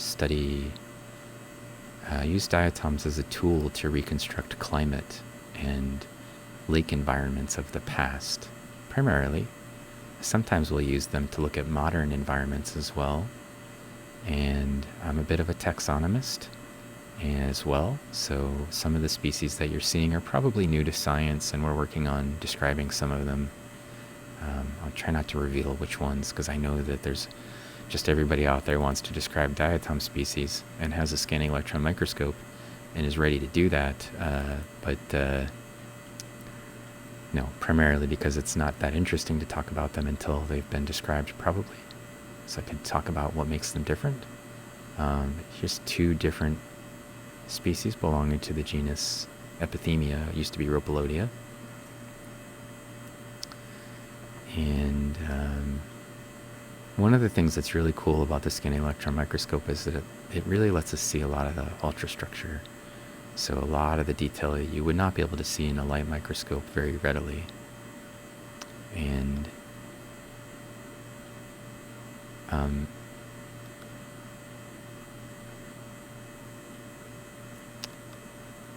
it's also very hard for me to monitor the chat at the same time as I'm scrolling around in the scanning electron microscope. Oh, this one's all messed up. Look at that. This one did not form very well. All the pieces are kind of warped and broken. It's funny. Sometimes diatoms will do that. They'll be a little deformed. It's called teratological deformation. Teratological just means like it's not their normal shape. It's produced sometimes by environmental conditions in the surrounding environment. Sometimes if there's heavy metals, for example, it will cause them to have a defect when they're trying to build their skeleton. And that will result in a malformed diatom. One of the weird things about it, though, is that the diatoms can, a lot of times, even though they're deformed, they can manage to replicate.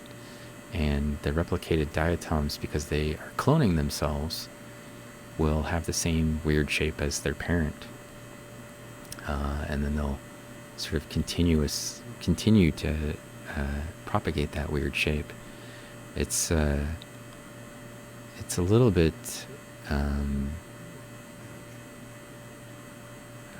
it's interesting from the perspective of that it sort of talks about how plastic diatoms can be and how readily they can evolve. This is one of the things that I actually study is Diatom Evolution, and I'm currently working on this project from Lake Tanganyika, sort of like a, lifetime size project of trying to look at the long-term history of Lake Tanganyika and the evolution of diatoms in it. So that's one of the reasons why we're looking at these materials as opposed to some other sites. Lake Tanganyika is a really interesting place because it has such a long history. It's been around for, at least 10 million years continuously as a lake. And that makes it different than almost every other lake on the planet except for Lake Baikal and maybe a few others. They usually don't have a history that goes back that far. And so it's one of the reasons why it's a special place, and a special place for us to explore those sort of topics where we're looking at really long histories of a lake system and the evolution of diatoms in the process of living through those really long histories.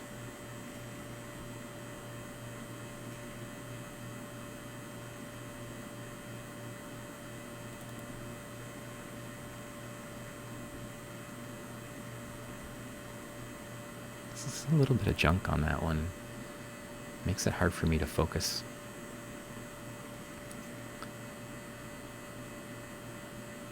There's a bunch of really cool stuff here, though. It's just a little smaller and a little hidden behind all these Rhopalodia.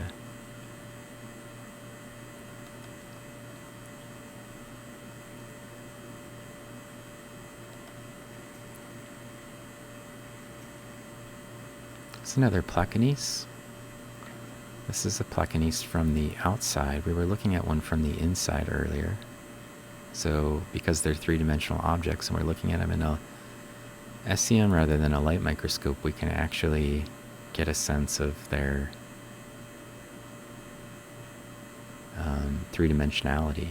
And they have an internal and an external part of the skeleton that we can readily identify as a result.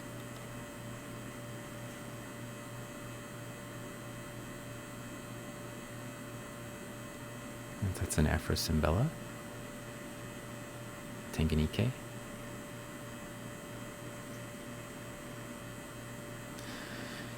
Sometimes people ask me, like, why would you study diatoms? And really, I study them because I like the power that they provide with respect to interpreting environments, trying to figure out, what does that mean? And I always find it fascinating that there's this little silt-sized organism that can tell us so much about the environment. We can use to reconstruct drought history and changes in nutrient chemistry and differences in mixing and stratification in lake systems. It has all this sort of power for providing stories, evidence of what was the system like in the past, and so readily preserves. The skeletons are always around, basically, except for in really high pH settings. And as a result, they're everywhere. And that combination of being everywhere and also being very sensitive to the environment that they live in makes them really super useful to me as a paleoecologist. So I wanted to mention, earlier I told you that you should follow A Tiny World, and I wanted to point out that A Tiny World is going to be interviewing me for her podcast on, I think it's going to be December 7th, so one of these evenings here, not this week, but I think that's our week of finals or something.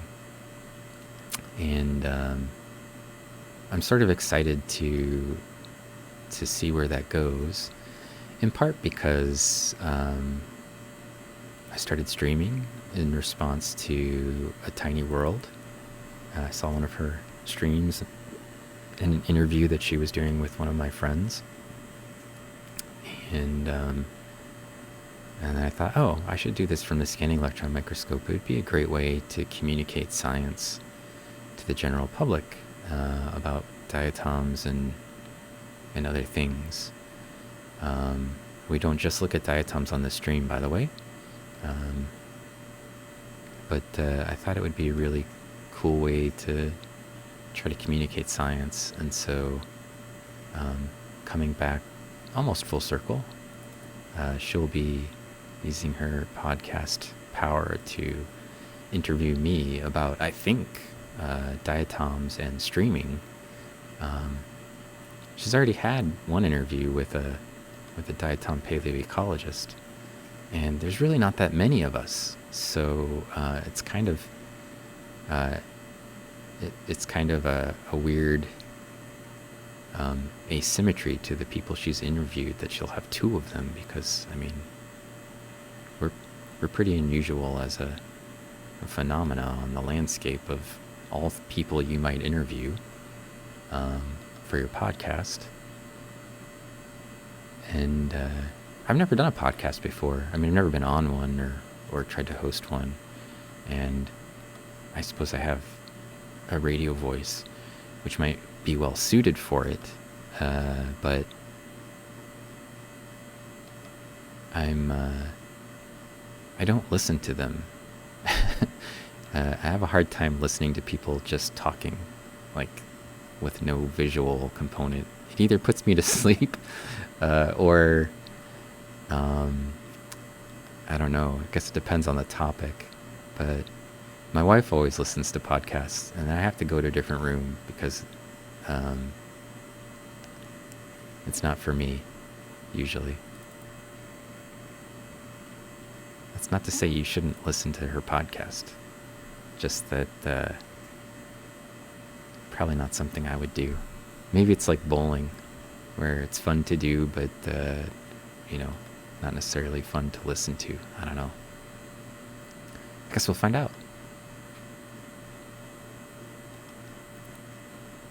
I'm trying to find something cool to zoom in on, and then I'll stop and try to figure out what's been going on with chat. I know it's been a little while since I've said anything to chat, so please don't feel like I'm ignoring you. It's hard to scan around in the scanning electron microscope and also manage the chat. And there's no a good way to do both at once. So I rely on my student helpers usually to provide me with some help with the chat. So hopefully Mallory or Rihanna or Pacific Plankton or Dell or somebody out there is keeping you appropriately answered and potentially entertained. As I scroll around looking for weird diatoms to zoom in on. Let's see.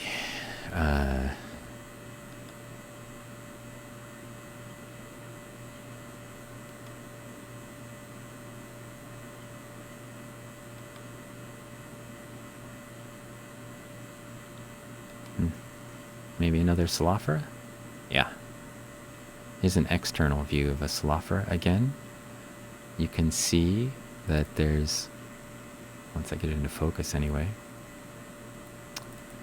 there's this sort of external structure here, the canopia. It's pretty small on this particular species, and then I like to think of Salophoras having a little bow tie in the central area. They have this sort of striae that are shaped roughly like bow tie shape, a farfalle pasta.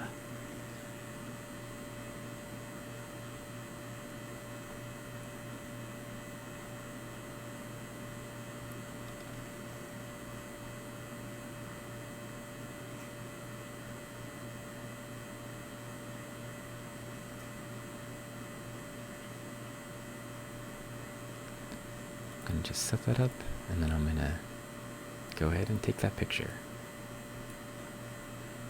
Try to catch up in 3 minutes for what's been going on back here, if anything.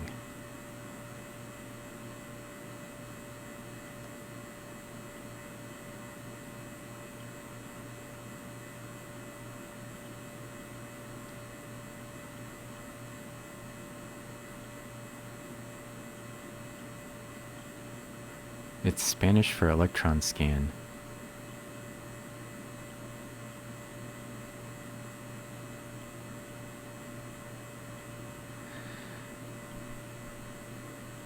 Chile.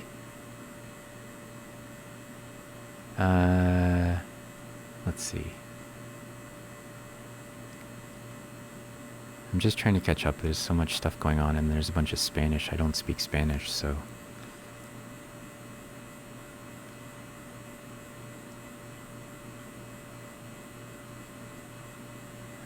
weren't you going to stream with a colleague or something soon, as well as doing a podcast? Or am I off base?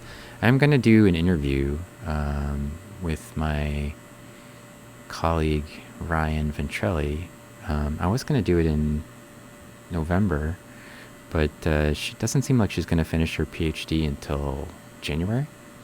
So I need to reconnect with her and see what she's doing. But that's coming up, and I'll just send her a message soon and see what's going on.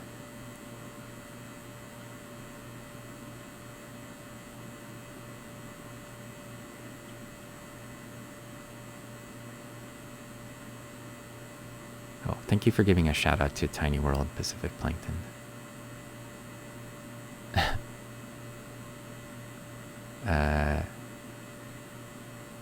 Your dad was old enough to see Star Wars in theaters. I was too.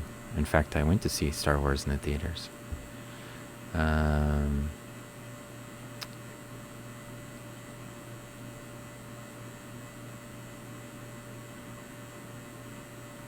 Frenemies podcast. That's a cool idea.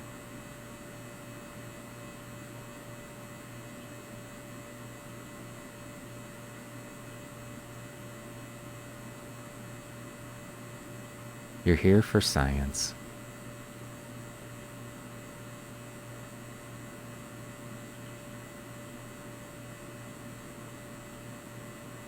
Oh, Deep Sea Jess is back. Hello, Deep Sea Jess. I got home from work, setting in. How's everything going? Glad to catch my stream. I'm gonna follow you as soon as my stream is over, and then hopefully I can check out your streams. I like to stay in touch with the science community on Twitch, and I really like sort of checking out what people do, especially people who raid me. But more generally, I just like to see what people are streaming. So, and Drop Bear Antics is here. I haven't seen Drop Bear in a while. Hello.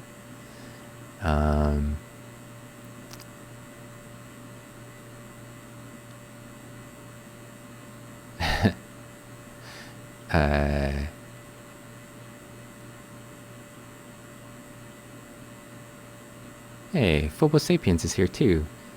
You're doing a subathon Friday, and you're super excited. Oh, well, that sounds cool. What's the subathon for? Is it for a charity? Or are you just trying to, like, you know, get your own subathon? I should point out that for my streams, and also for Redbubble account that we do here, that I don't take any of the money, or rather I take the money and then I give it back to pay for student research in my lab. So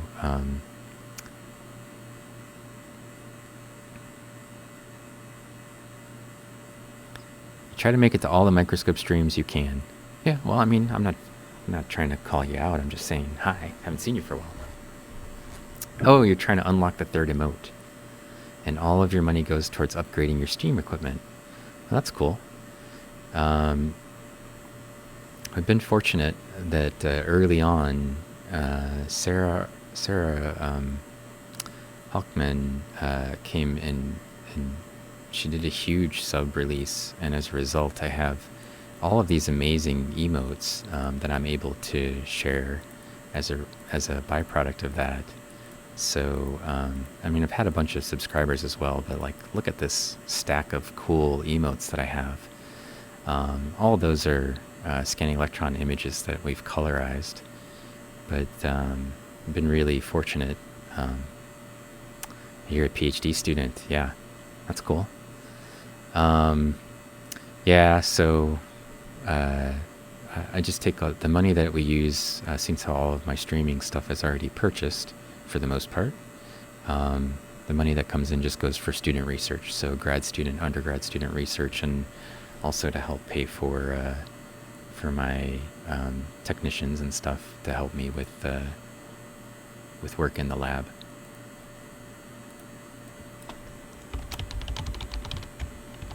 Sorry, you come in to visit, and I just had it stuck on this one image because I finally got to catch up on chat for a little bit. So I'll try to zoom around a little bit more here. First thing I need to do is I really need to change the brightness. Zoomed out like this, it's kind of hard to see otherwise. And like I said, I'm just sort of trolling around on the slides, looking for cool diatoms at this point. This is part of a broader research project that I'm working on, but I didn't have any specific goals for today. I haven't been streaming for the past week or so. Took a little break, and I don't know, maybe Saturday we'll also stream, or maybe not. But then I,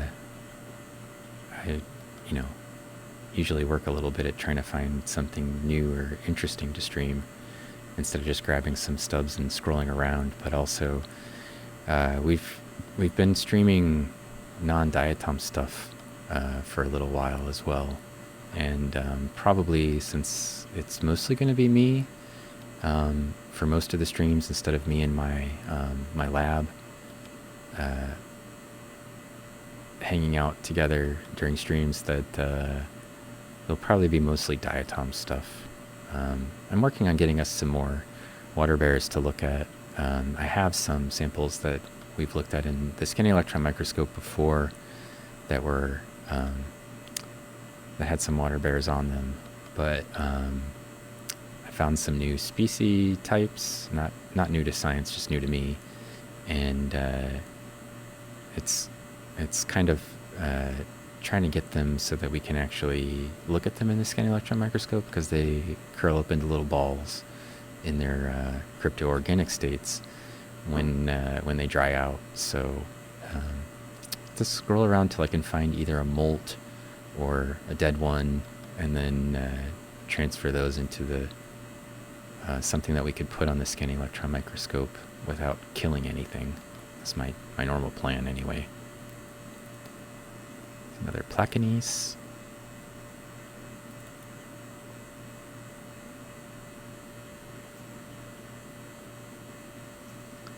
The Placanese that are found in Lake Malawi and Tanganyika, I mean, they have names, but they're probably all wrong. I mean, that needs a lot of work still. And it may be the next group that we pick up after we finish looking at the Afrosimbella and the Diplanese. Although I think Itzi's also very interested in the Celophora. So we'll see if that's maybe also on the possible list of things. These samples were collected by one of my colleagues, Itzi, and Itzi and I have been working in East Africa together for many years now. She just finished her PhD last year, and right now I think she's just getting back from Africa, so I haven't heard from her since they left. And she said she was going to be gone for a couple of weeks, and that was a couple of weeks ago. So we'll see how she's doing and what she's found for us, but I think she was going to collect some more material. And she's also looking at these things genetically. So I don't have a genetics lab here to explore that aspect of them, but that's why I have colleagues. So she's looking at the DNA of these species, and I'm looking at their physical structure and morphology.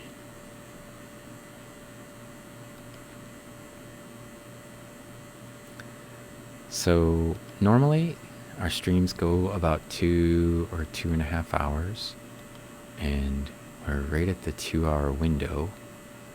I started around 1, and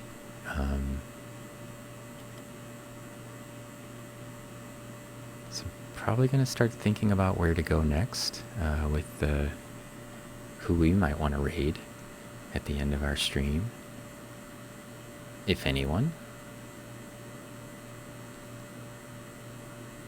If somebody has suggestions out there, we'll start taking them now. I probably will stream for a little while longer. It's an interesting little thing. I think that's still a Placanese, but I'm not convinced. Could be a Navicula even, or Geisleria.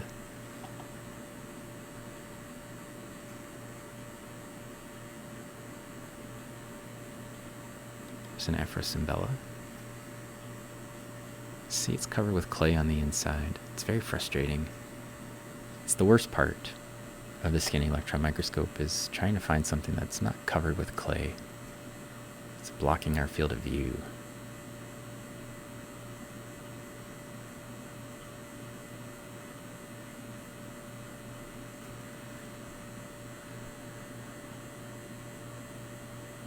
It's a little Nitzia. It's also covered with some clay. Let's see if I swing over to 6, if there's anything on 6. Oh, it's another one of these. It's got a bunch of silk grains still in it. And the diatoms are here, but they're hiding around the sides and underneath some of the silk grains. Sample here is a Stephanodiscus.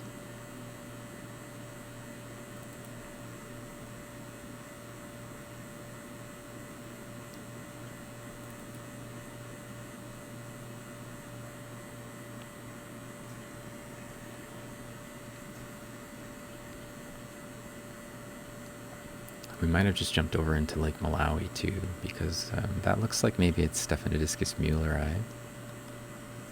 And this looks like maybe it's Stephanodiscus niacea. And so, again, those are diatoms that are usually found more commonly in Lake Malawi than Lake Tanganyika. Lake Tanganyika has this sort of really big Cyclostephanos. Looks like Damasii, but it's not quite Damasii. And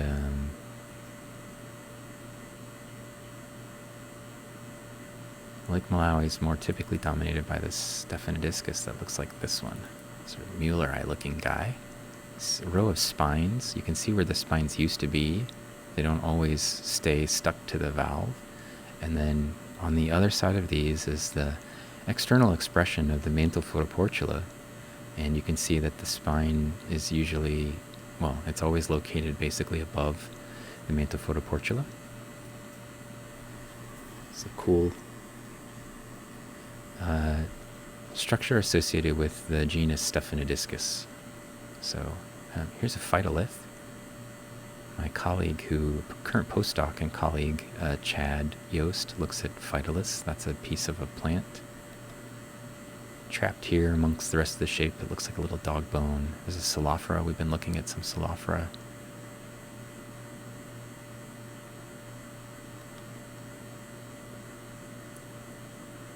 It's another fragment of a Stephanodiscus.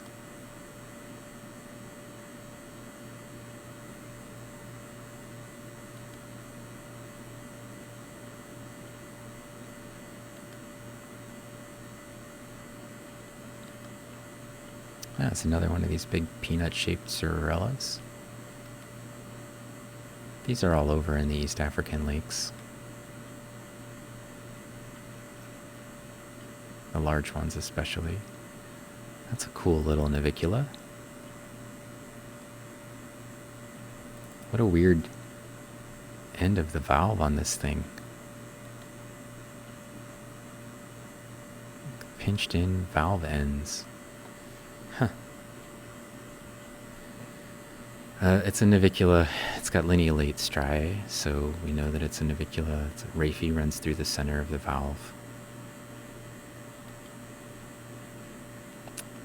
Sort of classic navicula sensu stricto.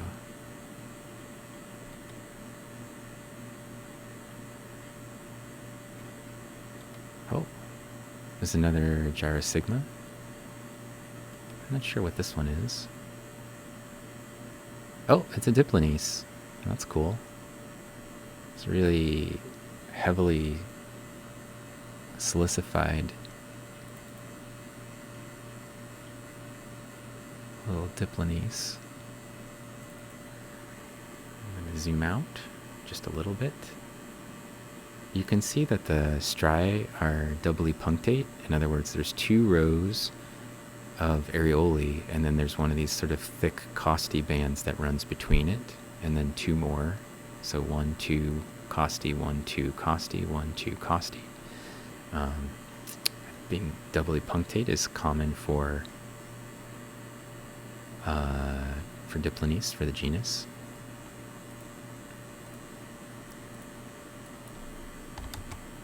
Change some settings really quickly. There's a little bit of junk in here, but we'll just go ahead and take this picture so I can catch up with chat a little bit while it renders.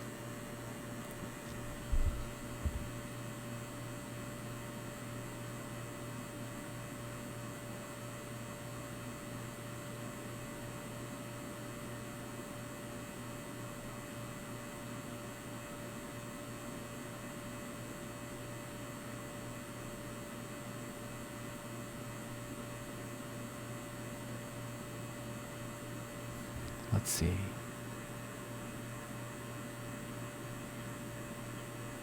People are pointing out, let's see, microscope streamers and the Knowledge Fellowship. So thanks for doing that. We've gotten a lot of support from the Knowledge Fellowship. And yeah, I'm on there as one of their, I don't know, featured streamers or something, which I'm grateful to them for making me. And also Pacific Plankton is, and OpenSet, who is in that list of microscope streamers. And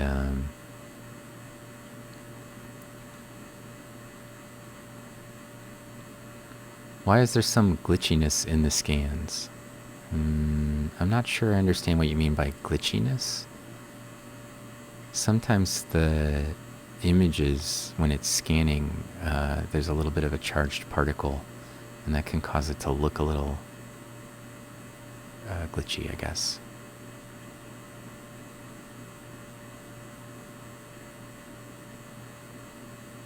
Oh, if it's moving, yeah. It's because I have the scan speed kind of slow. Hey, thanks for the follow, Django. I have the scan speed set to be slower than it takes to go across the entire field of view. So when I jump from one place to the next, it basically can't draw the image quickly enough. Yeah.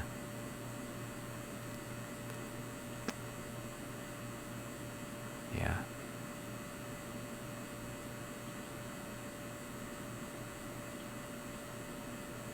Sorry.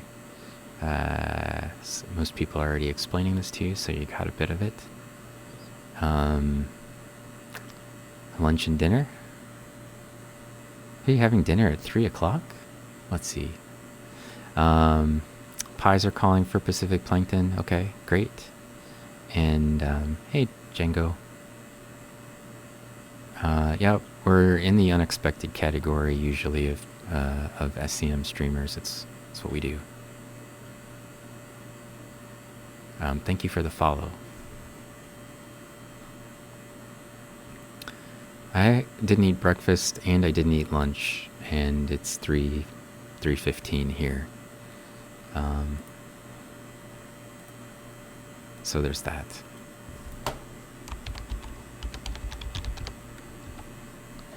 I had a interview with a prospective master's student this morning, and I had to kind of rush around to get in, and then and I've been here trying to get things set up and running for the rest of the time. So,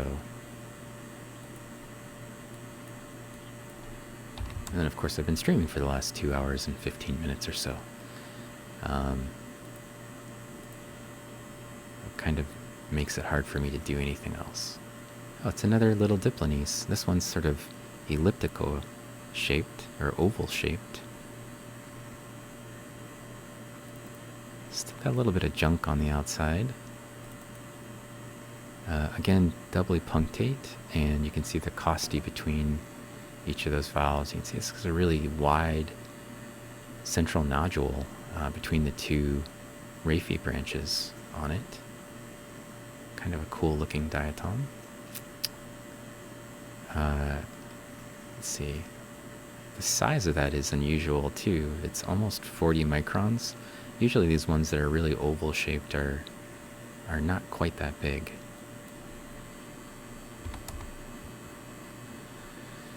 I think I want to go 90.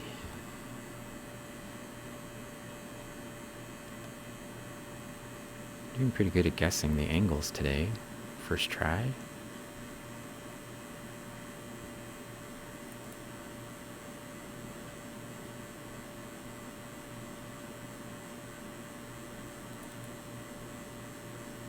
It's got some sort of like a fuzz look to it, and that's because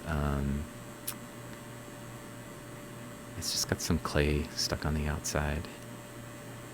So yeah, I think the sort of glitch that you were talking about, Drop Bear, is the scan as it's moving across, and then me moving while it's moving, which is, you know, just a byproduct of it's not moving, scanning fast enough.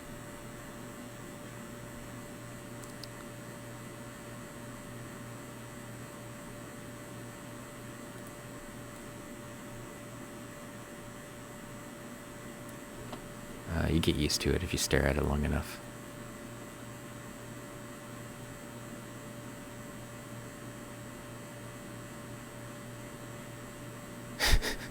You're totally unchained.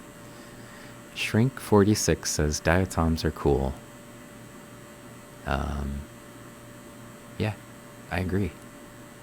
I like diatoms a lot. I've made it an entire life study for me, so, you know.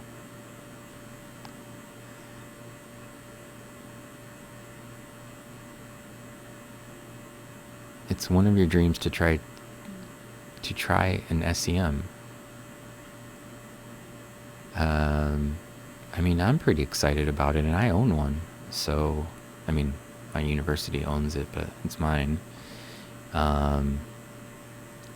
know, if we weren't in the middle of a pandemic, and I thought you lived someplace close to Indiana, I just invite you over to give it a shot. It's pretty cool. Right now, we're not really allowed to have visitors, so that's not going to work super well. But my scanning electron microscope is really relatively easy to use. I can usually train somebody for, I don't know, maybe 10 minutes and then set them free on it. So it's not that hard. If you had an SEM, let me ask you this. Oh, thousands of kilometers, is that all? If you had an SEM, what would you look at? You know, what would you look at with an SEM that you would have in your dreams? You know, like when you're dreaming, what would you dream yourself looking at? I dreamed myself looking at diatoms, and then I just made it happen. So, insects. Oh, we look at insects on this stream sometimes. All kinds of insects, actually. Bees and beetles and mites, although those aren't insects. And spiders, those also aren't insects. But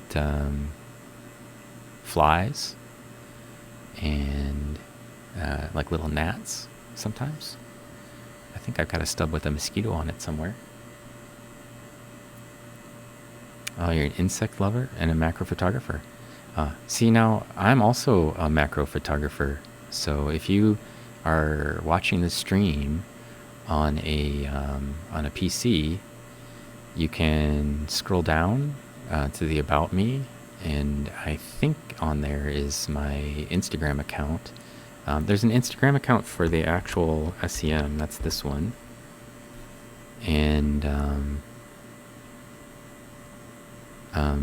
if you click on that one in the profile, there's a link to my actual Instagram account where you can see my my photography. Also, sometimes post stuff into the Discord for my Discord channel, but that's just sort of infrequent things that I feel like sharing with people. But photographer's my natural hobby when I'm not doing science. So fun. Macro photography is my favorite type of photography as well, although I do some astro and a lot of wide angle photography as well.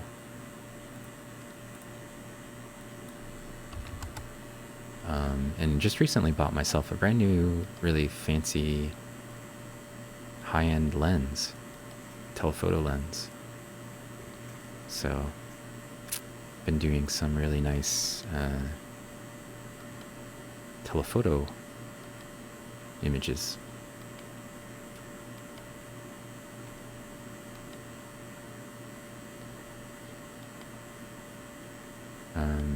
But SEMs are sort of the ultimate in macro, right?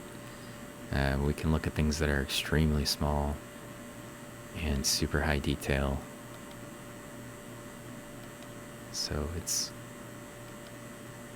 the sort of thing you'd sort of expect me, if you knew what I liked in photography, to really like as a scientist. They're somewhat related. There's another Diplonese. I think it's the same species we saw in the first one. Still an external view.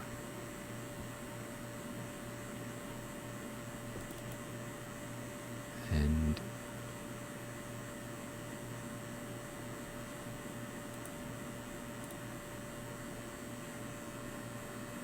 See a little bit more of the detail. It's not quite as much muck on it. It's not so much schmutz on it as the other one had. Just going to go ahead and take that photo, and then we'll see what it looks like.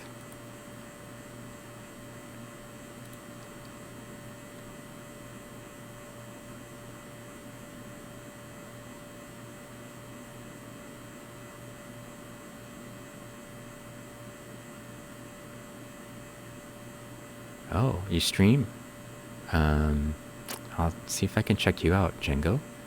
I wanted to stream from my camera because I can, but I'd have to have a laptop close by, and then, yeah, I'm not sure about the quality of that, unless I was just doing macro around my house, or I thought about maybe doing some of it, some of the astro, some of the night photography stuff as a stream, but yeah.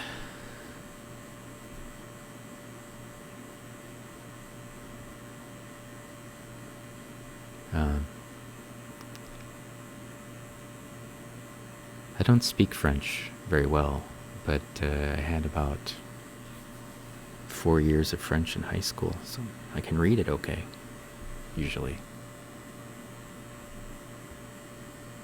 Same as Choff there.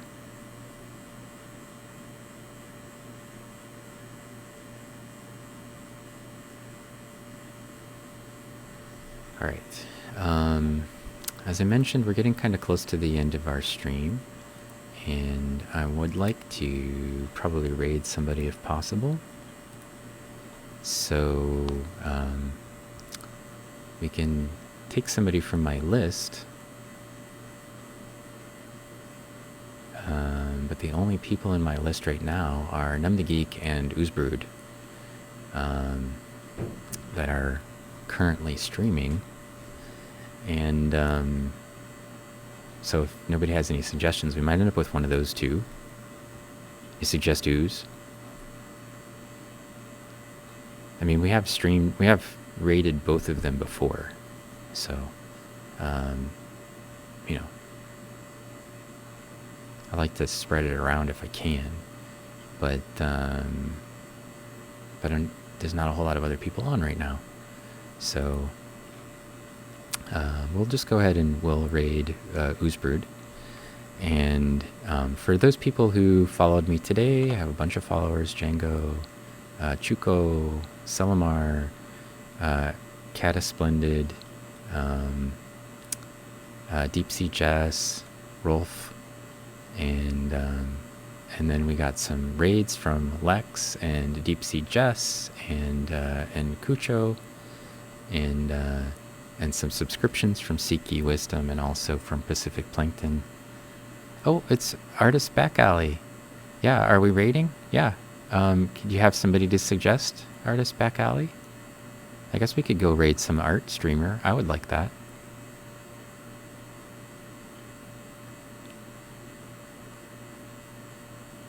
I do describe species, Django. I also am a paleoecologist, paleolimnologist.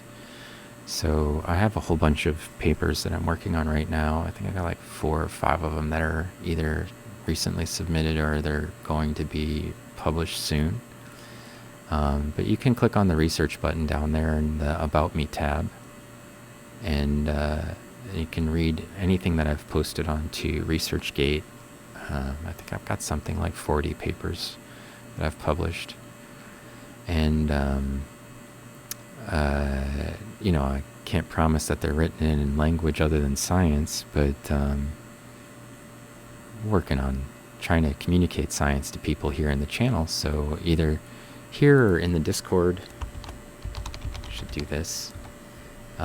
If you have questions about any of the papers, or if you just want to chat science or talk about macro photography with me, we can do that. Oh, Florist Fawn is live and sculpting tiny things. Oh, I like tiny things. Why don't we go ahead and try to raid Florist Fawn? That's a cool sounding name, by the way. It's like flower plus deer.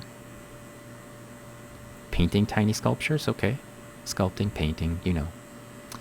we'll bring our crew over there. And thanks for the suggestion. I can't tell if that's Little Chook or Anonymous Turtle or if that's Daisy hanging out in the artist back alley, guys. But oh, that's cool, Django. But for clarity, artist back alley. Oh, it's Daisy. Is a group of artists on Twitch that have set up a little website. Daisy, can you post is the website up? Can you give us a link to that? And I'm also included in these people from Artist Back Alley. That because like I said, I do a little bit of drawing as well.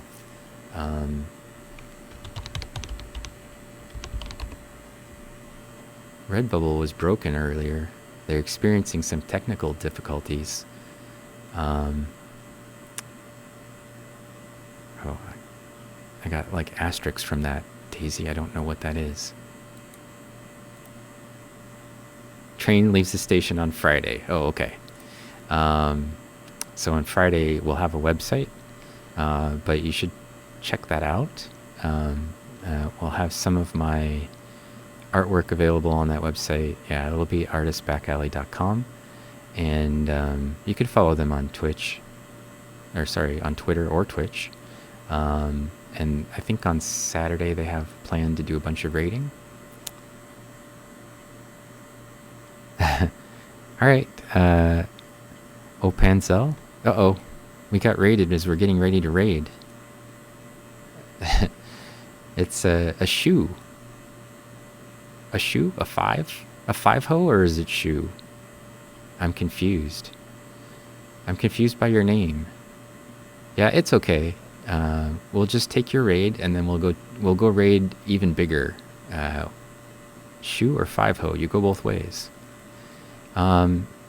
Yeah, sorry, we're just getting ready to stop. But normally I stream on Wednesdays and Saturdays from 1 to 3, and we're looking at an SEM live. So this is a real live time image of us moving around in a scanning electron microscope and taking pictures and doing science in a scanning electron microscope. And then later on I take these and often will colorize them and post them to my Instagram page for the Scanning Electron Microscope Lab. So if you're interested in checking that out, you can just check out the Instagram. It's here. And yeah, you could follow if you like. That would be great. And next time we do a stream, which will probably be Saturday, then you'll be able to catch it live. So let's see. I want to set up the raid now that we're going to do. Sorry about that. You didn't get to see much of what we do here. We're going to raid Florist Fawn, who's painting sculptures, from what I hear. Hopefully I got that name right. And I can't tell. Oh yeah. So go ahead and give me a follow, and the next time that we're stream, either from my light microscope or from the scanning electron microscope, you'll be ready for it. I'll probably do a stream sometime soon from home with with water bears on the light microscope or with diatoms on the light microscope. And then Saturday we'll be back on the SEM probably. So thank you for bringing people to visit Shu, and hopefully we'll catch you soon. And I'll try to give you a little shout out too for people who are here. And I'd like to see what it is that you stream. So I'll probably be by and visiting sometime soon. Yep, we'll be doing that relatively soon. Right now, we're getting ready to raid Florist Fawn. I don't know Florist, but we'll check in on what they're doing, and we'll see you guys next time here. And I wanted to thank all the people who stopped by and hung out with us for the last 2.5 hours or so while we were streaming from the Scanning Electron Microscope, and we'll see you soon. Hey, Cinnamon. Catch you later.